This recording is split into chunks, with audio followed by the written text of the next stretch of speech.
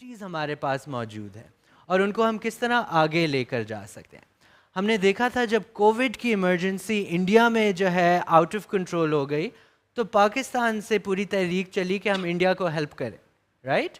ابھی فلڈ میں انڈیا سے جو ہے کافی زیادہ ایکٹیویٹی ہم دیکھ رہے ہیں, وہ کوشش کریں کہ لوگ, اور وہ انٹرنیٹ پہ سے نو ٹو وار کا hash tag millions of tweets اس پہ آئی تھیں جب اسکرمشز ہوئے تھے 2 سال پہلے. سو there is lots of opportunities. تو پہلے میں شروع کرنا چاہوں گا محمد تحسین صاحب آپ سے. آپ نے کنوین بھی کیا Pakistan India forum for peace and democracy. آپ دیگر مختلف انیشیٹیوز کا حصہ رہے انڈیا اور پاکستان اور ساؤتھ ایشین ریجن میں جنرلی ایڈوانسمنٹ کا, پیس کا, سولیڈیرٹی کا. تو اس میں آپ کیا دیکھتے ہیں, چیلنجز کیا ہیں اور اپرچونیٹیز کیا ہیں؟ پہلی بات تو یہ ہے کہ Pakistan India peoples forum for peace and democracy. جی. دوسری بات یہ ہے کہ جو پچھلے I'll try to be relevant جو موضوع پچھلے 1.5-2 سال میں جو ایکسپیرئنس ہے, شروع میں تو ہم سب یہی کہتے تھے کہ کمال ہے, اب بغیر ویزا کے, بغیر ٹریول کے, بغیر کسی حیثل کے آپ دوستوں سے بات کر سکتے ہیں انڈیا میں, بنگلہ دیش میں, شری لنکا میں. اینڈ بیفور دی لاسٹ اگست افغانستان کی سول سوسائٹی کے ساتھ ہم لوگوں نے خود پاکستان سے انیشیٹیوز لیے اور بڑی باتیں بھی کی. پاک انڈیا پیپلز فورم کے حوالے سے تو ہم نے پچھلے 2-2.5 سالوں میں کم از کم 5 اتنے بڑے فورمز کیے, میوزک کے حوالے سے, پوئٹری کے حوالے سے, کامن فوک کے حوالے سے, کہ ہم خود حیران ہو گئے کہ 4 گھنٹے کے فورم چل. So wonderful. ہاؤیور ہمارے ایک جرنلسٹ دوست کراچی میں فاضل الرحمان اللہ جو نصیب کرے, وہ کہا کرتے تھے کہ قفس کوئی بھی ہو اس کا مقدر ٹوٹ جانا ہوتا ہے. تو آپ جتنے مرضی بارڈرز لگا لیں, جو مرضی کر لیں, انہیں ایک نہ ایک دن ٹوٹنا ہے. آزادی سب کو ملنی. جہاں تک آج کی نیو ٹیکنالوجی, نیو لرننگ کی باتیں ہیں, ونڈرفل, لیکن جیسے آپ نے خود اشارتاً بات کی, اس میں مسائل بھی بہت. Just to cite you one example, جب کووڈ کی وجہ سے اسکولوں اور کالجوں میں چھٹیاں ہو گئیں تو سب سے زیادہ کمپلینٹ یہ آئی کہ بہت سارے پیرنٹس اور بچوں نے کہا کہ ہمارے گھر میں تو انٹرنیٹ ہی نہیں ہے, ہم بچوں کو پڑھائیں گے کیسے. یہ جو ورک فرام ہوم ہے, اسٹڈی فرام ہوم ہے, اسی طرح اس میں چند ایک کچھ بنیادی کوشچنز ہیں. دیکھیے نا, پاکستان تو ایک it's a wonderful example of all kinds of major and minor surgeries with the people of the state, right? Just see کہ پہلے وہ مشرف صاحب, پرویز مشرف صاحب چاہ رہے تھے وہ پیکو بنا دو. ہمارے لاہور میں ویسے ایک پیکو روڈ ہے بہت پرانی, جس میں دوسرے دن لگتا تھا کہ سب کو پھانسی لگا دیں گے. اسی طرح یہ پیکا دیکھ لیں, ہر کنزیکٹیولی پچھلی 3 گورنمنٹس نے کوشش کی کہ جناب اس طرح کا لا آ جائے ڈریکونین کہ ان کی تو تنظیم کیا, یہ سارے سب سے پہلے بند ہو جائے ڈیجیٹل رائٹس والے. وداؤٹ اینی ایگزیجریشن فرینکلی, جو لا بننا تھا کہ جی لوگوں کو ہیرس نہ کیا جائے اس ڈومین میں, جو لا بننا تھا کہ جناب مدد ایک دوسرے کی ہم کر سکیں, کوئی بہتر ماحول آنے والے بچوں کے لیے ہم لا سکیں, انفارچونیٹلی ایسی لا میکنگ نہیں ہوئی. اور صبح والے سیشن میں تو منظور پشتین صاحب نے بڑی اچھی بات کی کہ آپ ساؤتھ ایشیا میں جڑنے کی بات کریں, یہاں پاکستان میں ہم ایک دوسرے سے ملنے نہیں دیتے. اور ہمیں بہت اچھی طرح پڑھا ہے, ہماری دوست شاد بیگم موجود ہیں. ابھی کیا اگر آپ نے ایکس فاٹا کے علاقوں میں کام کرنا ہو تو ڈی جی سیکریٹریٹ میں جا کے پہلے اجازت لینا پڑتی کہ جی اجازت دے دیں, میں اپنے ملک کے فلاں ڈسٹرکٹ میں جا سکتا ہوں. یعنی تو مذاق ہے. Coming back to a quick critique, دیکھیے ابھی تک انٹرنیٹ کی اسامہ صاحب زبان انگریزی ہے, کوئی وہاں بلوچی, پنجابی, سندھی, اردو کی بات ابھی تک تو نہیں ہے. which again limits, it does not only limit my sort of meeting with other kinds of friends and people in the region, but also discourages me also. کہ یار اب مجھے وہ بھاشا ہی نہیں آتی ہے جس پہ آپ سب لگے ہوتے ہیں دھڑا دھڑ. تو ایک تو بالکل you know it's very demoralising. پھر آپ دیکھ لیں 1908 کا بنا ہوا سی پی سی وغیرہ جو سیکشن 20 ہے, جو ہم سب پہ کسی وقت بھی لگ سکتا ہے. آپ نے جتنا بھی ریفارم کر لیا, ہائی کورٹ اسلام آباد ہائی کورٹ نے کہہ دیا کہ یہ پی کا ٹھیک نہیں ہے, اس میں غلطیاں ہیں, اس میں یہ خرابیاں ہیں, لیکن اس کے باوجود یو سیکشن 20 جس کے تحت हमें जब वो जो भी कानून कहता है कि one person living on at the same place can be, तो essentially what I think is कि ये efforts जारी रहनी चाहिए। At the same time एक बड़े पैमाने पे mobilization की ज़रूरत है, और वो unfortunately अभी mobilization through इसके नहीं हो सकती, इंटरनेट वगैरह के।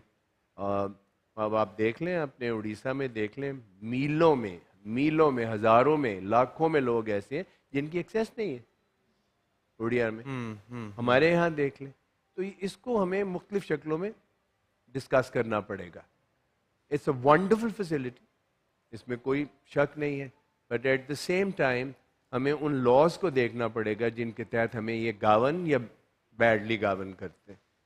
मैं फिर यहाँ बात फिलहाल ख़त्म करूँगा कि आप जितना मर्जी रोक लें, चीज़ तो टूटनी है। वो एक बाजुर मानने का ना, कफ्स का मुकद्दर ही टूटना होता है, वो जिस तरह का भी हो।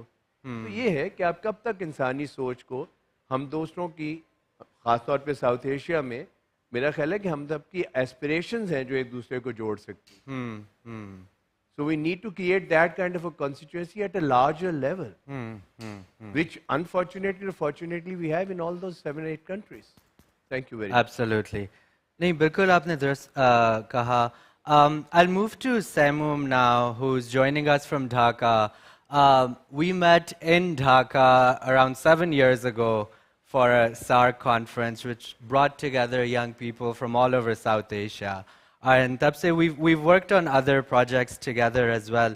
So Saimum, I just want to ask you, I do know that mobility between Bangladesh, Nepal, and India is a lot easier. You can actually drive as well. But for Pakistanis, that's unheard of. हम किसी भी border से अपनी गाड़ी नहीं ले जा सकते चलाते हुए. So what is that like, having that connection within your region, and then we'll move on to the internet situation in Bangladesh also.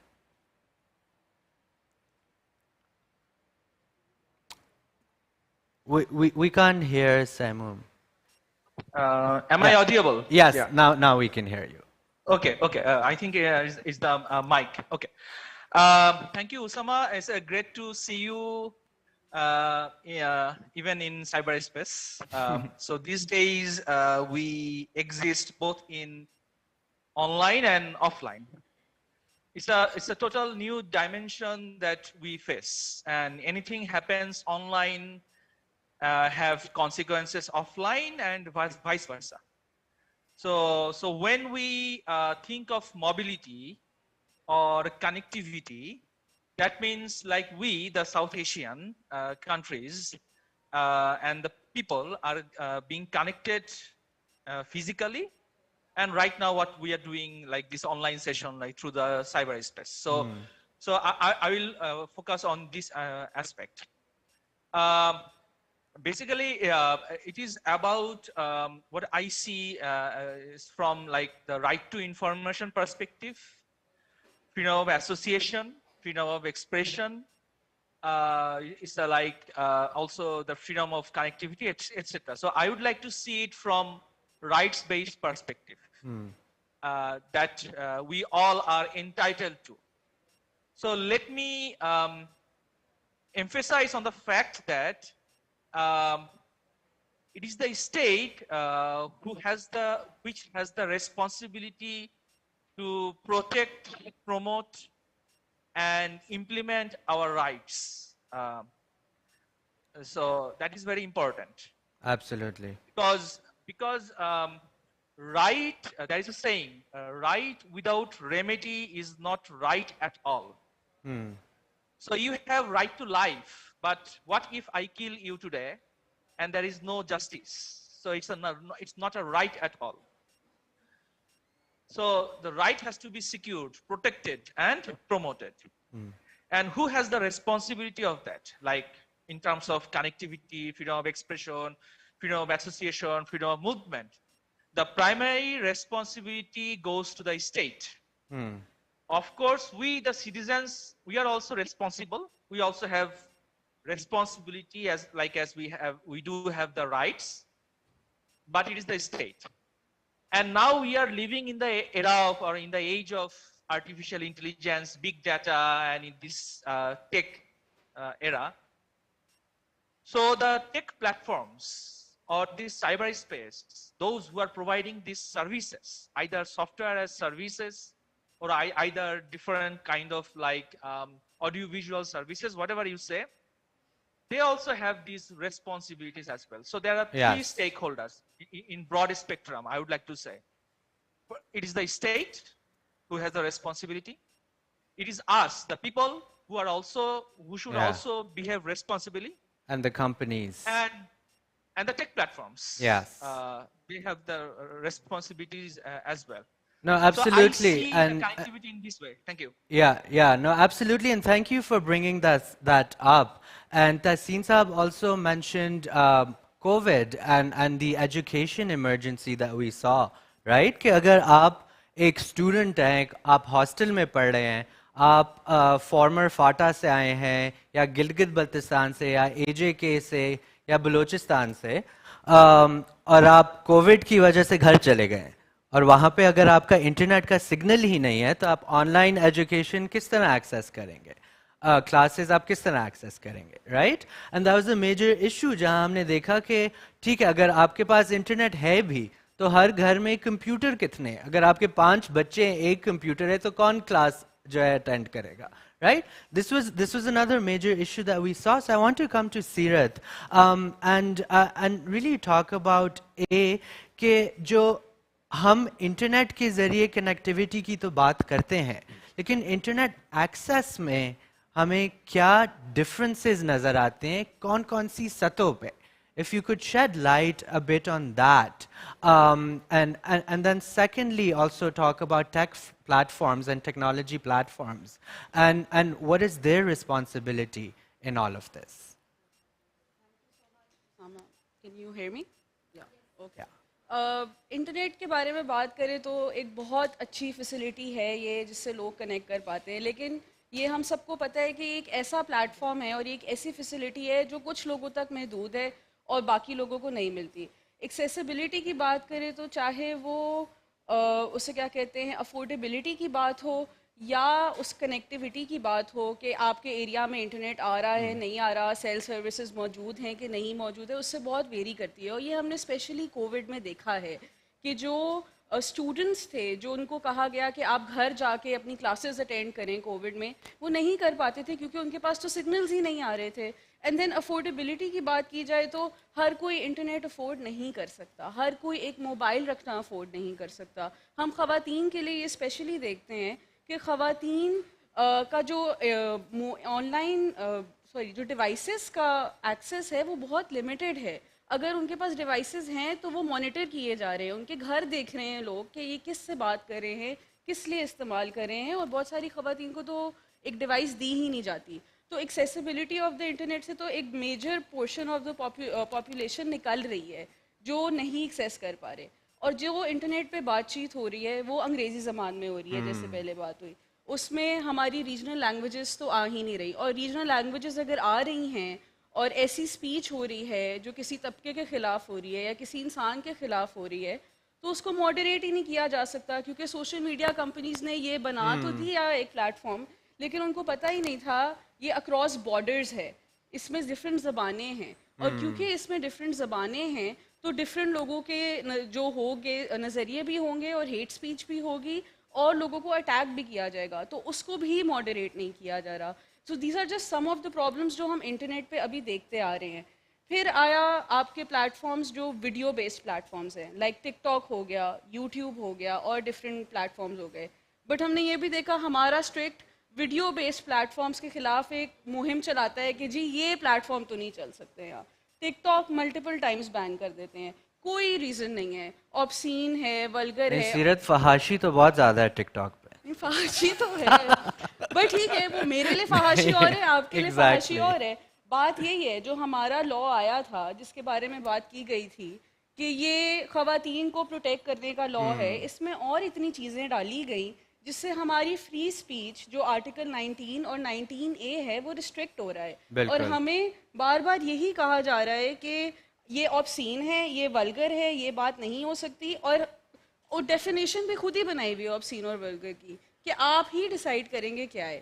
اور سب سے بڑی بات ٹک ٹاک کی یہ ہے کہ اس میں آپ کو پڑھا لکھا ہونے کی ضرورت نہیں ہے ٹو یوز ٹک ٹاک. تو اگر آپ ٹک ٹاک کا یوزر بیس دیکھیں وہ پاکستان کا بھی سب سے popular social media platform بن گیا ہے اور اس پہ مختلف طبقے کے لوگ موجود ہیں. یہ میں نے فلڈز میں دیکھا تھا اور فلڈز والے سیشن پہ اس پہ بات کریں گے. میں بھی عائشہ کی طرف آنا چاہتا ہوں. سیرت ٹچڈ اپون کہ جو جینڈر ڈیجیٹل ڈیوائڈ ہے اور اس میں ہم دیکھتے ہیں کہ جو خواتین اور مرد حضرات کا انٹرنیٹ یوز ہے وہ بہت ڈفرینٹ ہے. ایک تو ایکسیسیبلٹی میں بھی اور ایک جب وہ یوز کرتے ہیں تو پچھلے سیشن میں بھی بات ہوئی ان کا ایکسپیرینس بھی ڈفرینٹ ہے.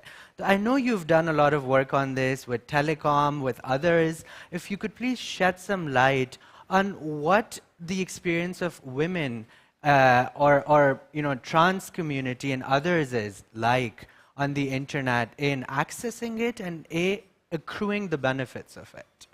Thank you.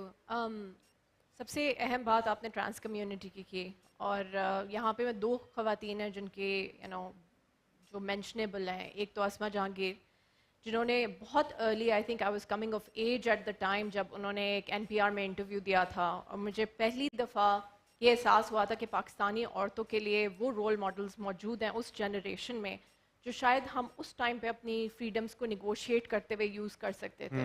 اور اس انٹرویو میں انہوں نے کچھ بنیادی چیزیں تھیں جس کی بات کی. ایک انہوں نے کہا کہ پاکستان لیپ فراگ کر سکتا ہے جو ابھی وہ پیچھے رہ گیا ہے to where the best countries are by use of technology, کیونکہ ہمیں وہ پورا وہ پروسیس کے تھرو نہیں جانا پڑتا جو باقی کنٹریز گئی ہیں. ہمارے پاس آلریڈی ٹیکنالوجی کے ذریعے یہاں پہ ینگ لوگ بیٹھے ہیں اور مجھے بہت خوشی ہوتی ہے اس بات پہ کہ کوئی بھی اس وقت اٹھ کے ایک ایپلیکیشن بنا کے ایک آئیڈیا لے کے نیشنل انکیوبیشن سینٹر میں جا کے ہمارے دیگر اداروں میں جا کے وہ آئیڈیاز وہ ڈیموکریٹائزیشن اب can bring it to life. دوسرا انہوں نے یہ بات کی کہ میں نے اپنی زندگی میں کبھی بھی کسی کے بیسس کے اوپر اپنی فریڈم ڈیفائن نہیں کی ہے اور بیسکلی اس کا مطلب یہ ہے کہ انہوں نے کسی کو مینسپلین کرنے نہیں دیا. جب اسما جہانگیر کی وفات ہوئی تو ایک کالم آیا ان کے بارے میں, ایک بہت رسپیکٹیبل لائر ہیں, انہوں نے یہ کہا کہ اسما جہانگیر بہت امیزنگ ہے لیکن ان کی فیملی نے ان کو بہت سپورٹ کیا ایکسیٹرا ایکسیٹرا. مرنے کے بعد بھی آئی فیل دیٹ عورتوں کی جو اچیومنٹس ہوتی ہیں ان کا کریڈٹ بھی دوسرے لوگوں کو چلا جاتا ہے. ایک اور عورت جس کو میں یہاں پہ کوٹ کرنا چاہوں گی وہ ہے مارگریٹ ایٹورڈ, جنہوں نے شاید فریڈم اور خواتین کی فریڈم کو خاص طور پہ بہت کلوزلی اسٹڈی کیا تھا. وہ 1970s میں افغانستان گئی تھی اور ان کو یہ انڈرسٹینڈنگ ہوئی تھی کہ کوئی بھی اسٹیٹ اگر اس کو پاور چاہیے تو سب سے زیادہ وہ پاور عورتوں کی فرٹیلیٹی کو کنٹرول کر کے لیتا ہے. تو اگر آپ کو عورت کا موبلٹی, اس کے آئیڈیاز, اس کی ability to have children, how many children, with home, اگر یہ کچھ 5-6 چیزیں آپ عورتوں کی کنٹرول کر لیں تو آپ کے پاس کمپلیٹ اسٹیٹ کنٹرول آ جاتا ہے. اور آپ کے پاس پورا اسٹیٹ کنٹرول آتا ہے اس لحاظ سے کہ آپ کہہ دیں کہ یہ دیکھیے یہ دشمن ہماری عورتوں کو تھریٹن کر رہے ہیں. اور ہم ہمیشہ انٹرنیٹ کو کلیمپ ڈاؤن کرنے کے لیے, جیسے آپ نے کو کہا کہ ہمیں یہی ڈراوا دیا جاتا ہے کہ ہماری سوسائٹی خراب ہو رہی ہے, ہمارے بچے خراب ہو رہے ہیں, ہمیں عورتیں خراب ہو رہی ہیں, آئیڈیاز خراب ہو رہے ہیں. بٹ وی فرگیٹ کہ there is 2 kinds of freedom جو کہ مارگریٹ ایٹورڈ نے ڈیفائن کی تھی, freedom to and freedom from. جو ٹرینیکل گورنمنٹس ہوتی ہیں, جو نان ڈیموکریٹک گورنمنٹس ہوتی ہیں, وہ کرتی یہ ہیں کہ وہ کہتی ہیں کہ ہم آپ کو فریڈم دیں گے کیونکہ آپ کو نہیں پتا وہاں پہ بہت ڈینجر ہے, خوف ہے, دشمن ہیں, آئیڈیاز کے دشمن, اور ہم آپ کو پروٹیکٹ کریں گے, یہ لیں آپ کا پنجرا. تو یہ جو آرڈیننسز ہیں یہ ہمیں انڈرسٹینڈ کرنے کی ضرورت ہے کہ یہ freedom to should always remain with the individual. And I think what we're commemorating here today is Asma Jahangir's individuality. ہماری سوسائٹی, پاکستانی سوسائٹی ایک عورت کا گلا گھونٹنے کے علاوہ شاید ہی کوئی اور ویلیو بیسڈ سسٹمز ہمیں دیتی ہے. ہمیں پیدا ہوتے ہی پتہ چل جاتا ہے کہ ہمیں کیا بولنا ہے, کیا نہیں بولنا, کیا الاؤڈ ہے, کیا نہیں الاؤڈ ہے. فہرست ملتی ہے اور اس فہرست کے اندر رہنے کی ریپرکشنز بھی سمجھائی جاتی ہیں. اور یہ ریپرکشنز ہم دیکھتے ہیں جب انٹرنیٹ پہ ہی ہم وائلنس اگینسٹ ویمن کی تو بات کرتے ہیں, on line violence against women اتنی ایکسپینسو ہے ہمارے ملک میں کہ 40% آف ویمن جو کہ کبھی بھی انٹرنیٹ پہ پہنچی ہیں ان کو ہراساں کیا گیا ہے کسی نہ کسی طرح سے.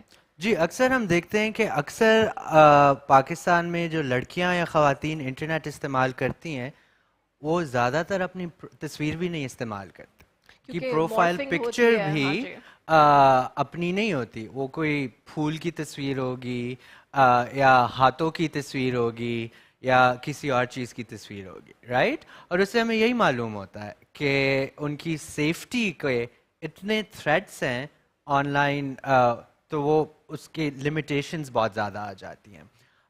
اسی طرح ہم نے یہ بھی دیکھا ہے کہ موبائل فونز بھی اکثر لڑکیوں کو نہیں الاؤڈ ہوتے یا خواتین کو نہیں الاؤڈ ہوتے. ہم نے کوہستان ویڈیو کیس دیکھا تھا جس میں 3 لڑکیاں تالیاں بجا رہی تھیں اور اس کی بنیاد پہ ان کو قتل کیا گیا. تو یہ جب ہم انٹرنیٹ پلیٹ فارم سے بات کرتے ہیں اور اس میں ہم انسائٹمنٹ ٹو وائلنس, ہراسمنٹ اور ہیٹ اسپیچ کی بات کرتے ہیں, تو آئی تھنک یہ بھی ایکسپلین کرنے کی ضرورت ہے کہ آپ نے کانٹیکسٹ کو دیکھنا ہے, اور ہر ایریا کا ایک ڈفرینٹ کانٹیکسٹ ہوتا ہے کہ اس میں آپ ہراسمنٹ کس چیز کو کہتے ہیں. سو مے بی سیرت اف یو کوڈ آپ لوگ ڈی آر ایف کی سائبر ہراسمنٹ ہیلپ لائن بھی آپریٹ کرتے ہیں, تو اس میں آپ نے کیا دیکھا ہے کہ ہراسمنٹ کے جو کیسز آتے ہیں اس کا کیا اسٹیٹ رسپانس اچھا آ رہا ہے, کیا اسے سیریسلی لیا جا رہا ہے, قوانین امپلیمنٹ ہو رہے ہیں؟ رسپانس ہے وہ اتنا اچھا نہیں ہے, اور ہم یہی کہتے ہیں کہ ایک فیمیسائڈ ہو رہی ہے ابھی, کہ خواتین کے خلاف ایک پراپر مہم چل رہی ہے جس میں اسٹیٹ انسٹیٹیوشنز ان کو پروٹیکٹ نہیں کر پا رہے. کیونکہ اگر آپ آن لائن وائلنس ہو یا آپ کو آن لائن کوئی تنگ کر رہا ہو تو آپ سب سے پہلے کمپلینٹ فائل کرتے ہیں FIA کے ساتھ اور ان کے سائبر کرائم ونگ کے ساتھ. لیکن جو سائبر کرائم ونگ ہے وہ اتنا سینسیٹائزڈ ہی نہیں ہے. ہماری ایک سائبر ہراسمنٹ ہیلپ لائن ہے جس پہ ہمیں بہت کیسز آتے ہیں, اور ہمیں 5 سال ہو گئے ہیں ہیلپ لائن چلاتے ہوئے, اور ہم یہی دیکھ رہے ہیں کہ سب سے پہلا سوال اگر ایک خاتون جائیں اور اپنی کمپلینٹ فائل کریں تو سب سے پہلا سوال ہوتا ہے آپ نے تصویر شیئر کیوں کی تھی, آپ نے اس طرح کے کپڑے کیوں پہنے تھے, آپ نے اسے کیا کہتے ہیں آن لائن کیوں اپلوڈ کی تھی. تو اس میں بھی خواتین کو بار بار ان کی چوائسیز کے لیے, ان کی سیکشوالٹی پہ سوال اٹھائے جاتے ہیں. آپ نے اس سے کیا کہتے ہیں یہ بھی دیکھتے ہیں کہ کمپلینٹ فائل کرنے میں بھی انہیں بہت زیادہ پرابلم ہوتی ہے, اور ایک بار کمپلینٹ فائل ہو جائے تو FIA کہتی ہے آپ کیس سالو کر لیں, آپ کورٹوں میں کیا جا کے دھکے کھائیں گی, آپ تو بہت زیادہ خوار ہوں گی ادھر جا کے. So these are just some ویز جس میں اسٹیٹ بھی آپ کو بار بار کہہ رہے ہیں don't perceive this case, don't take this forward, اور آپ کے ساتھ جو ہو رہا ہے وہ ٹھیک ہو رہا ہے. بالکل. So I think there is a need to take it seriously. وہ جو ول ہے وہ ہمیں نہیں نظر آ رہی. We've been joined by Mandira Nair. Thank you, Mandira, for joining us. Sorry about the connectivity issues. We're happy you're able to join us now. And we've been talking about, closed borders and open internet. And you're a founding member of the South Asia Peace Action Network as well. We'd love to hear a bit about how your experience has been in trying to, build bridges or forge alliances within South Asia. And maybe perhaps you can comment on the role of the internet in that as well. Sorry, no, we can't hear you.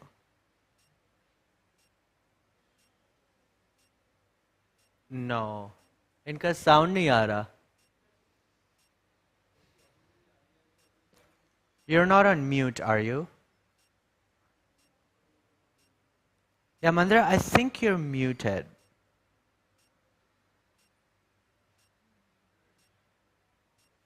Mandira, اونچا بول لیں آپ, دلی سے ویسے ہی آواز آ جائے گی.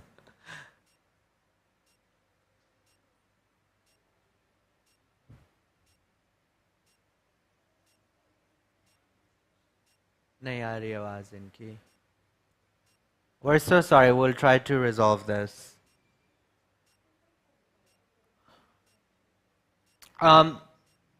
Meanwhile, Taseen Saab, we talked a bit about laws, but I also want to talk a bit about politics. اور کیا politics ہیں ہماری ریجنل کنیکٹیویٹی کی. ہم دیکھتے ہیں انڈیا میں جب پولیٹیکل مہم چلتی ہے تو اس میں پاکستان کا کافی نام استعمال کیا جاتا ہے, لیکن پاکستان کے الیکشنز میں India is not that big an issue. But we're seeing recently अभी बात हो रही थी कि ट्रेड होना चाहिए इंडिया के साथ. अभी हमारे टमाटर प्याज कम हो गए फ्लड्स की वजह से, खाने की कीमतें ज़्यादा हो गई, तो क्या बॉर्डर खोले जाएं, इंपोर्ट्स किए जाएं. How do you see that? What do you think the future can be if trade is opened between India and Well, I Pakistan? don't think it's a difficult question to answer. Our fate is in the hand of those powers जो आपकी YouTube भी जब चाहे बंद कर दे. और शायद आप यहाँ जो यंग लॉयर्स बैठे हुए हैं पिंडी लाहौर से, उनको मेरे से ज़्यादा मालूम होगा. चंद माह पहले ही पिंडी में पिंडी वालों ने बुलाया था यंग लॉयर्स को, और ये बताने के लिए कि स्ट्रेटजीज बना लें यूट्यूब को कैसे कंट्रोल करना, और उन्होंने बैठ के 2 दिन वर्कशॉप की सेटिंग में वो काम किया. तो असल में पॉलिटिक्स जो कर रहे हैं वो कर रहे हैं. रिस्पॉन्डिंग टू योर क्वेश्चन, मेरा ये ख्याल है कि पाकिस्तान की रियासत को इस वक्त एहसास हो गया है कि अगर हमने ज़िंदा खुद भी रहना है तो कोई हल्का फुल्का इंडिया के साथ दोस्तियाँ कर लें. और ये आज से नहीं है, ये तो बीच में जरदारी साहब से लेके इमरान खान तक आके हर कोई बीजेपी की तारीफ़ें भी करता रहा है. तो ये कुछ थोड़ा बहुत इधर से तो हमेशा से ये चला है कि जी हम तो अमन चाहते हैं. उधर ज़रा मसले और तरह के, और पिछले 10-20 सालों में पूरा सी चेंज है in the politics of India. Things which used to be taken as a joke कि अच्छा दिल्ली में 8 सीटें बीजेपी ले जाएगी, अब बीजेपी सारे इंडिया में बैठा हुआ है. सो मेरा ये ख्याल है, मानना है कि ये जो इंटरनेट है या इस तरह की फैसिलिटीज़ हैं, इसमें 3 चीज़ें देखें. सोशल मीडिया के रूल्स भी गवर्नमेंट पाकिस्तान में डिफाइन करती है. एम आई राइट मैडम? हाँ, wouldn't entirely agree, लेकिन एक सोशल मीडिया रूल्स गवर्नमेंट ने लाने की कोशिश की है, लेकिन उससे हम ये भी देख रहे हैं कि वो बहुत ज़्यादा रिस्ट्रिक्ट कर रहे हैं एक्टिविस्ट को, प्रेस को. तो बड़ा स्लिपरी स्लोप है, हमें बहुत ध्यान से चलने की ज़रूरत है. 4 दिन पहले प्राइम मिनिस्टर ऑफ पाकिस्तान को 300 लोगों के नाम दिए गए हैं. ये अखबारों में खबर लगी जिनके बारे में ये कहा गया है कि इन्होंने फौज के खिलाफ गुस्ताखी की. And that's through your modern technology. बिल्कुल, सर्वेलेंस. मतलब सर्वेलेंस है, हैरेसमेंट है, ठीक है, and the whole control. Unfortunately हम जितने मर्जी अच्छे अच्छे ख्यालात देखें, लेकिन अगर पॉलिटिक्स किसी और के हाथ में है, एंड अनफॉर्चुनेटली हम में से अक्सर ऐसे हैं जो किसी पॉलिटिकल पार्टी के मेंबर्स ही नहीं. Very unfortunate, we like it और नॉट. अगर हम नहीं सियासत करेंगे तो वही करेंगे जिन्होंने करनी है. तो मेरा ये ख्याल है उसामा साहब के हम सबको मिलके ये आवाज़ उठानी होगी, और कि अमन के बगैर शायद हम जिंदा मज़ीद इस तरह ना रह सकें. अमन पहले हम अपने मुल्क के अंदर देखें. अमन से मुराद ये नहीं होता कि जंगें नहीं होती. अमन से मुराद है कि सबको उनके फंडामेंटल राइट्स मिले. And one of my fundamental rights is to live in peace. मेरे नेबरहुड में, मेरे हम घर में पीस होगा तो फिर ही दुनिया आगे चलेगी. So let's see over the period क्या होता है. अच्छा, अभी सॉरी, मैं दोबारा माइक को हाथ लगा रहा हूँ. उन्होंने मुझे मना भी किया था. मेरे ख्याल से मुझे अपनी आवाज़ सही नहीं आ रही. अच्छा, अभी क्योंकि हम बात कर रहे हैं क्लोज बॉर्डर्स, ओपन वेबसाइट्स का, तो इसमें एक और भी हमने एक एफर्ट देखा है, और ये सिर्फ पाकिस्तान इंडिया में नहीं हो रहा, ये वेस्ट में भी हो रहा है, जहाँ पे कोशिश की जा रही है कि इंटरनेट में भी बॉर्डर्स बनाए जाए. राइट? हमने देखा है किस तरह चाइना ने अपना फायरवॉल बनाया और एक इंटरनेट को कंट्रोल करने की कोशिश की.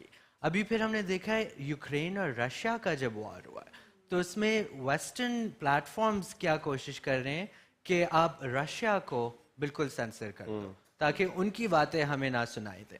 आप पाकिस्तान में इंडियन न्यूज़ वेबसाइट्स क्लिक करने की कोशिश करते हैं तो वो नहीं खुलेंगे. राइट? और फिर इंडिया में भी काफ़ी वेबसाइट्स वो ब्लॉक कर रहे हैं अपनी आईटी रूल्स के तहत. So now we're moving in this world where the internet will also sort of begin to have borders, right? तो अब कुछ कंटेंट जो है पाकिस्तान में नहीं एक्सेस कर सकते हैं जब तक आप VPN नहीं ऑन करते, राइट? और उसमें फिर अजीब अजीब चीज़ें भी ब्लॉक हो जाती हैं. फॉर एग्जांपल काफ़ी हेल्थ की या बायोलॉजी की वेबसाइट्स भी ब्लॉक हो गई हैं क्योंकि वो समझते हैं ये पोर्नोग्राफी है, राइट? और इस तरह की मोरालिटी जो है वो सेंसरशिप में आ गई है. So Asha, I want to come to you and talk a bit about censorship and how you see that censorship happening, say, over the internet over the years, and what's been pushing that? Think fair सबसे बड़ा जो motivator होता है हर किस्म की चीज़ का, economic growth, political power, वो fear है. मैं आपको एग्जांपल पाकिस्तान की नहीं दूंगी, अमेरिका की दूंगी, जिसने इंटरनेट काइंड ऑफ इजाद किया. जब प्रेसिडेंट बाइडन ओथ ले रहे थे तो उस वक्त तकरीबन 40% ऑफ अमेरिकन्स थॉट कि बाइडन ओथ नहीं ले रहे, कि ये फेक, डीप फेक है और ये this is not true. Because there's a group called the QAnon that were thinking कि ट्रम्प को दोबारा पावर मिलेगी. सो इसेंशली जो आपको ये इंटरनेट कंपनीज, जिसको हम बिग टेक कहते हैं, जब हम खोलते हैं पेज और न्यूज़ देखते हैं तो हमें ये लगता है कि ये न्यूज़ है, लेकिन ये टारगेटेड न्यूज़ होती है. ये कस्टमाइज्ड न्यूज़ होती है, जिसका सिर्फ एक बुनियादी मकसद होता है, वो ये होता है कि आपको ऑनलाइन कितना रखा जाए. एक स्टडी हुई थी, and I guess you can validate this, कि अगर एक इंसान around the world on average 7 hours of internet on average use होता है, अगर वो यूज़ करता है तो वो रोज़ एक टेक कंपनी को तकरीबन $50 देता है, बगैर किसी परचेस के, सिर्फ आई बॉल्स और ईयर्स के थ्रू. सो हमें ये लगता है कि हम कुछ नहीं कर रहे हैं, हम सिर्फ ब्राउज़ कर रहे हैं, लेकिन असल में हम अपना टाइम, अपनी अटेंशन और अपनी कॉग्निटिव एबिलिटीज़ उन टेक कंपनीज़ को देते हैं जो इलेक्टोरली भी चीज़ें स्विंग कर सकते हैं, जैसे कि हमने इंडिया में देखा. और जो एक्यूजेशंस हैं इलेक्टोरल पॉलिटिक्स की, वो यही हैं कि डेमोक्रेटाइजेशन की अगर बात हो तो उसका प्री रेक्विजिट एजुकेशन है. और अगर आपको इन्फॉर्मेशन और नॉलेज ही वही लोग दे रहे हैं जो चाहते हैं कि आप एक certain kind of point of view रखें और पोलराइज हों, तो फिर तो ये बेनिफिट किसको करता है? ये उन लोग वो 13% को बेनिफिट करता है जो ऑलरेडी पावर रखते हैं, जो ऑलरेडी इंफॉर्मेशन कंट्रोल करते हैं और जो ऑलरेडी पावर और मनी कंट्रोल करते हैं. Simon, I'll come to you, and maybe you could tell us a bit about what the legal situation in Bangladesh is. I know they've come up with laws regulating the internet. So, to what extent is the censorship being implemented effectively, and what impact that has on freedom of speech in Bangladesh?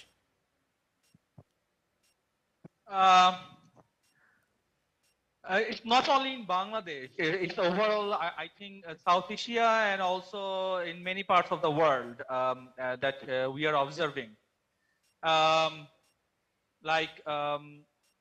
Securitization of the social media platforms, or I would say the cyberspace. And what we see, increasing trend of the governments to control the information flow. That is one trend we are observing.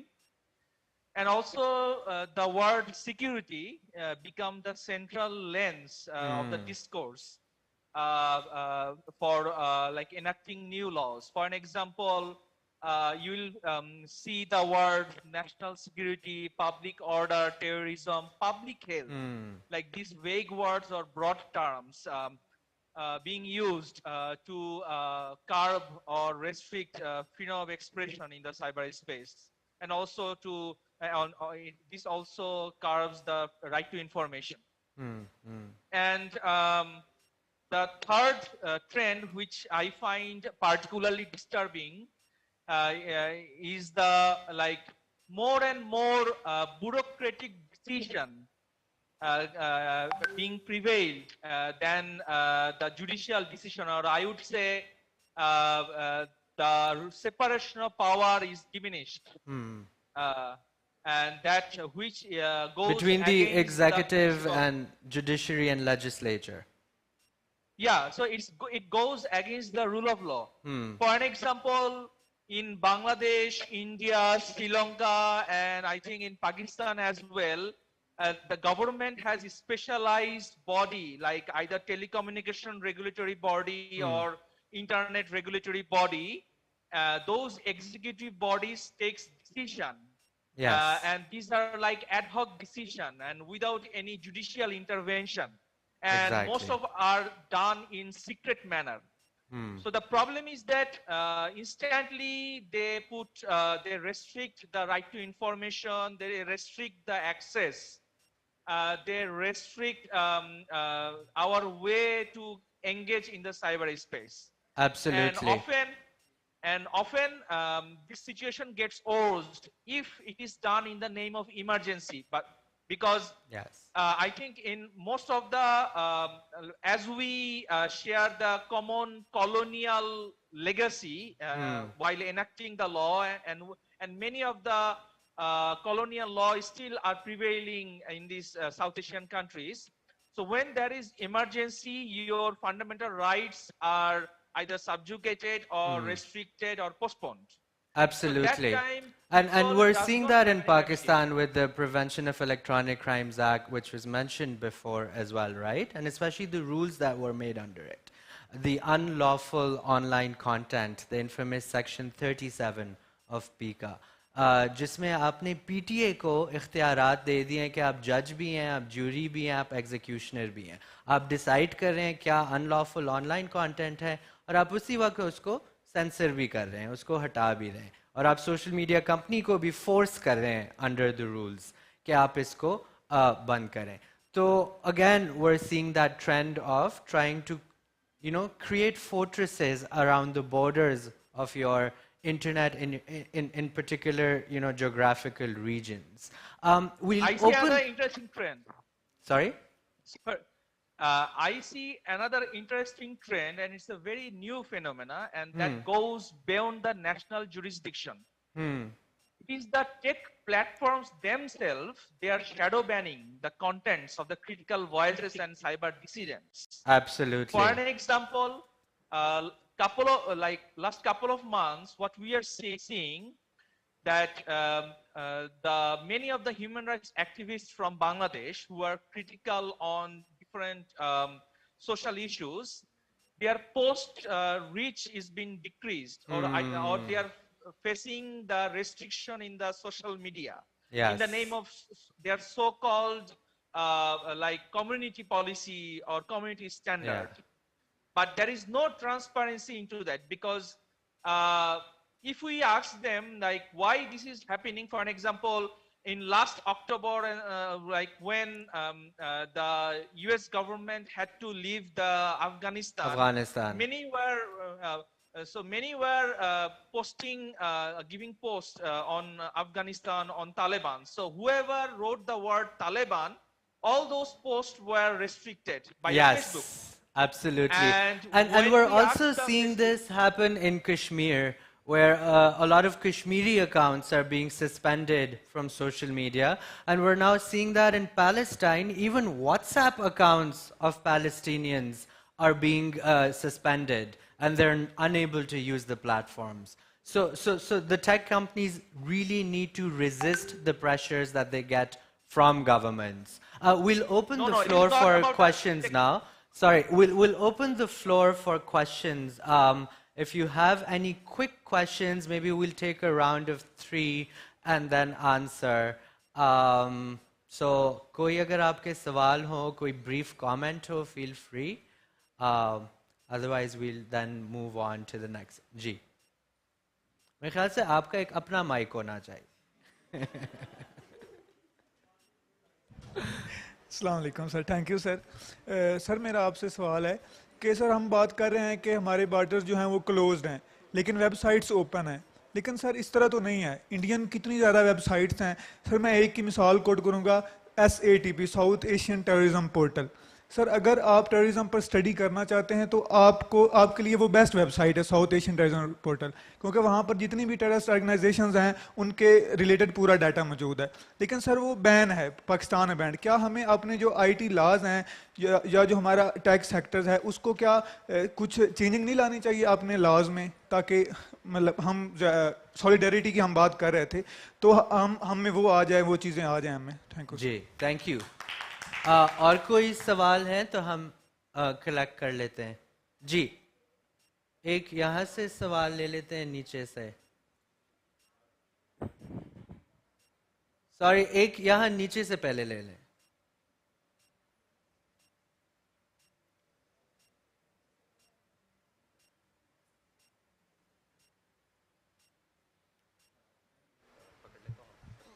G I just had a question کہ یہ جو ہم بات کر رہے ہیں shadow banning کی اور لیک آف ٹرانسپیرنسی کی، کہ جو ٹیک کمپنیز کا رسپانسبلٹی ہے وہ خود اپنے کمیونٹی گائیڈ لائنس کا وہ اتنا زیادہ وہ عمل نہیں کرتے، مطلب کہ اگر کوئی چیز رپورٹ بھی کرتے ہیں you know as harassment online اور سم تھنگ، تو وہ it's not often the case کہ وہ اس سے you know properly take down کرتے ہیں. تو آئی جسٹ واز ونڈرنگ کہ ہم اپنی طرف سے ایگزیکٹلی کیا پش لا سکتے ہیں for more transparency and for tech companies to be held responsible, جب ہمارے اسٹیٹ بھی اس لحاظ سے کمپلیسٹ ہے ٹو اے ہیوج ایکسٹینٹ ہو گیا. اور ایک اور سوال جی وہاں سے ایک لے لیتے ہیں آپ کے پاس.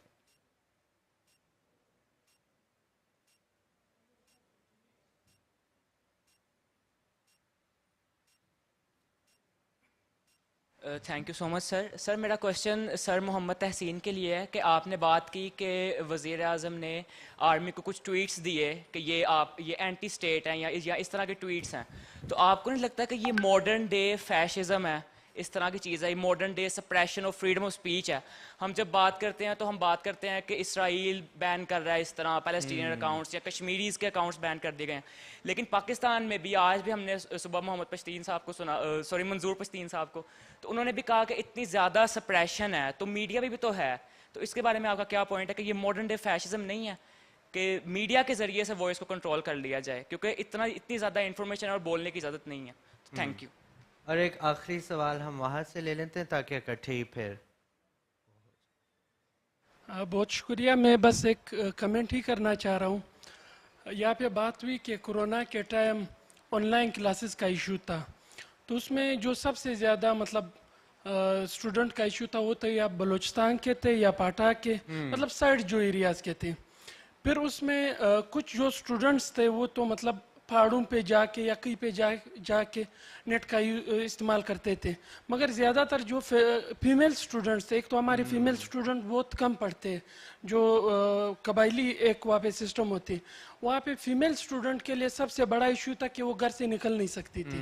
اور پھر جو اسٹوڈنٹ یہاں سے گئے تھے، مطلب کورونا کی وجہ سے اسٹوڈنٹ کو اپنے گھروں میں بھیجا گیا، مگر میں نے دیکھا کہ کوئٹہ شہر میں واپس مختلف علاقوں سے اسٹوڈنٹس آ کے ایک روم میں 10 لڑکے رہتے تھے، اور سب سے زیادہ کورونا سے متاثر وہی لوگ ہوئے. تو دوسری اہم چیز کہ بہت سے ڈسٹرکٹ میں انٹرنیٹ تھا، مگر سیکیورٹی ایشو بنا کے ان علاقوں میں انٹرنیٹ بند کر دیا گیا تھا، فاٹا میں اور بلوچستان میں. Thank you. Thank you. جی ہم آنسرز کی طرف چلے جائیں. Can I just say the last question بہت انٹرسٹنگ تھا، کیونکہ یہ بالکل وہ بات ہے کہ جو فاٹا بلوچستان کے ایریاز ہیں وہاں پہ ٹیلی کام ٹاور سب سے پہلے نیچے گرا دے گئے جاتے ہیں جب بھی کوئی وارنگ فیکشنز ہوتے ہیں. اور یہ کیوں گرائے جاتے ہیں؟ کیونکہ جو بھی پاور چاہتا ہے وہ سب سے پہلے یہی چاہتا ہے کہ کمیونیکیشن پہ کنٹرول رکھے. ہم بات کرتے ہیں ٹیکسیشن اور ریپرزنٹیشن کا ریلیشن شپ جو ہے. آپ اگر دیکھیں، اگر آپ میں سے کوئی بھی سیلری دیتا ہے تو اس کا تقریباً بہت بڑا حصہ سیکیورٹی پہ جاتا ہے، جو کہ ہمارے سرحدیں بچانے کے لیے جاتے ہیں. لیکن میں چیلنج کروں گی یوتھ کو کہ وہ زیادہ اکاؤنٹیبلٹی لے کے آئیں کہ security actually starts from the knowledge that you're getting and the sense of safety اور psychological safety جو کہ آپ کو فیل ہوتا ہے. اگر آپ کو مائنورٹی اسٹیٹس ڈیفائن کیا جائے، آپ کو بتایا جائے کہ آپ پسماندہ علاقے سے ہیں اس لیے آپ کے لیے پاکستان نہیں ہے، آپ عورت ہیں شاید آپ کے لیے اس لیے پاکستان نہیں ہے، تو یہ psychological warfares need to end. Whatever tax paying money we are giving should be for every citizen equally, regardless of where they're living or what their gender is. Would you like to? I'd just like to add, especially about the social media question جو آپ نے پوچھا تھا. Great question, اور میرے خیال سے بہت زیادہ ضروری ہے کہ سوشل میڈیا کمپنیز کو اکاؤنٹیبل ٹھہرایا جائے. ہم ساری چیزیں ناٹ سینگ ہمیں اسٹیٹ کو اکاؤنٹیبل نہیں ٹھہرانا چاہیے، ڈیفینیٹلی ٹھہرانا چاہیے، بٹ سوشل میڈیا کمپنیز کی بھی کچھ رسپانسبلٹی ہے. جب ہم بات کر رہے تھے کانفلکٹس کی، چاہے وہ رشیا یوکرین کا ہو، پیلسٹین اسرائیل کا ہو، ہم ایک دیکھتے ہیں ڈیجیٹل اپارتھائڈ ہے. کچھ ایشوز امپورٹنٹ ہیں، کچھ ایشوز امپورٹنٹ نہیں ہیں ان کے لیے، اور ہمارے ایشوز تو اسپیشلی امپورٹنٹ نہیں ہیں. تو you need to push them again and again کہ ہمارے بھی ایشوز ہیں. اگر آپ نے ایک ایسا پلیٹ فارم بنایا ہے جو ہمیں مل رہا ہے، آپ ہمارے ڈیٹا کو رکھ رہے ہیں، اس کو ایز منی یوز کر رہے ہیں، ہماری ساری چیزیں یوز کر رہے ہیں، تو ہمارا ایک رائٹ بھی ہے کہ ہم آپ کے پلیٹ فارم پہ کامنٹ کر پائیں. थ्रू द हेल्पलाइन हम उनको बहुत ज़्यादा समझाने की कोशिश करते हैं और कॉन्टेक्स्ट देने की कोशिश करते हैं हमारे मुल्क की भी कि हमारी सर्टन रिस्ट्रिक्शंस हैं, हमारा कल्चरल डिफरेंस है एंड हम आपने ग्लोबल नॉर्थ में बैठ के बना दिया है, इसका मतलब ये नहीं है कि आप हमारे लिए सारे डिसीजंस ले रहे होंगे. We have the right to choose. So I feel like having these conversations with them is very important. And also I feel like I know the internet is this place जहाँ बहुत सारी बातें होती हैं, लेकिन इंटरनेट से ही उनको push किया जा सकता है और may be through the helpline और डिफरेंट चैनल्स जहाँ अब तो हम देख रहे हैं कि सोशल मीडिया कंपनीज बहुत ज़्यादा आ रही हैं और बैठ रही हैं हमारे मुल्क में भी आके गवर्नमेंट से भी बात कर रही हैं, हमसे भी बात कर रही हैं. तो this is the time to push for this, वरना फिर एक बार वो गवर्नमेंट के उसमें आ गई तो फिर बहुत मुश्किल हो जाएगा उनको करना. जी, थैंक यू साम साहब, thank you brothers and sisters. देखिए मैं नहीं समझता कि ये जो सोशल मीडिया इन इटसेल्फ कोई एंड है हमारे लिए. हम इसको यूज़ कर रहे हैं किसी अपने ऑब्जेक्टिव्स के लिए, अच्छे या बुरे जो भी. देयरफॉर बिल्कुल ये सारी बातें हमें करनी चाहिए. लॉज के हवाले से हाँ दोस्त ने कहा, तो हम तो एक दूसरे से हर बुरी चीज़ सीखते हैं, आप फिक्र ना करें. बहुत सारे लॉज इंडिया और पाकिस्तान के जो नए भी हैं एक जैसे हैं कि आपने खुद उसामा साहब तज़किरा किया, तो उसकी फ़िक्र नहीं. बात यह है कि ये जो टेक्नोलॉजी प्लस ये सारी जो नई चीज़ें हैं, इनको हम अपने मकसद के लिए, जो मकसद हयात होना चाहिए इस मुल्क में जमहूरियत के लिए, इस मुल्क के लोगों की बराबरी के लिए, इस मुल्क में ये लफ्ज़ जो मिनॉरिटी का जिस पे बड़ी डिस्कशन हुई, इसको ख़त्म करने के लिए, क्योंकि इस मुल्क की सबसे बड़ी मिनॉरिटी तो हम हैं. कितने लोग आपकी तरह सोचते. सो ये सारी बहसें हमारे तो अपने कॉन्स्टिट्यूशन में इतने, मतलब आईने पाकिस्तान में इतने बड़े बड़े फ्लॉज हैं कि बंदे को शर्म आती है सोचते हुए कि आप किस मुल्क में रहते हैं. खुदा न खास्ता हम में से किसी कोई क्रिश्चियन होता है और वो सोचता है कि उसका बच्चा कभी प्राइम मिनिस्टर नहीं बन सकता, तो क्या हम इस मुल्क में रह सकते हैं? ये तो बड़े हौसले वाली बात है जो फिर भी इस मुल्क की खिदमत करें. 99.99% सोवर मैन जो हैं वो सारे बेचारे क्रिश्चियंस हैं. और लिखा जाता था आज से एक क्वार्टर पहले तक, ये तो हमने कब डाली, लिखा जाता था कि सोवरमैन की नौकरी है सिर्फ मसीह अप्लाई करे, यानी कोई गरीब मुसलमान वहां काम भी नहीं कर सकते. कमिंग बैक टू कि हमारा जो मकसद हयात होना चाहिए इस मुल्क की तरक्की का, इस मुल्क में इन्फ्लेशन कम करने का, इस मुल्क में इंटेलेक्चुअल इन्फ्लेशन कम करने का, तो उसके लिए हमें इस टेक्नोलॉजी को अपने गले नहीं डाल लेना चाहिए सिर्फ. Absolutely. We should And I hold think people social accountable. media has a huge role to play in accountability, right? तो आप कल भी हमारी एक डिस्कशन हो रही थी कि पुलिस भी doesn't take any case seriously, the government won't take any case seriously जब तक सोशल मीडिया पे उस पर शोर नहीं होता. और फिर जो है पुलिस की इन्वेस्टिगेशन भी शुरू हो जाती है, प्रेस रिलीज भी आ जाती है, तो उसको अपने अकाउंटेबिलिटी के लिए इस्तेमाल करने की ज़रूरत है. But we have to push for institutional reforms, क्योंकि जब तक वो नहीं होंगे तो ऑब्वियसली हम case by case her case तो नहीं सोशल मीडिया पे ले जा सकते. So thank you very much Mohammad तहसीन, सीरत Khan, Ayesha Sarwari, Samum Raza for joining us from Bangladesh, and unfortunately we couldn't connect to Mandara, but hopefully we'll have her maybe on a webinar soon so we can hear from her from India as well. So that marks the end of our session on closed borders and open websites. I hope that we can make social media, use social media for good, hold the government accountable first, the companies accountable, but then also ensure that social media is used for progress and not disinformation, which we're seeing so much. Thank you, Ji. Thank you. Thank you all. Have a good day.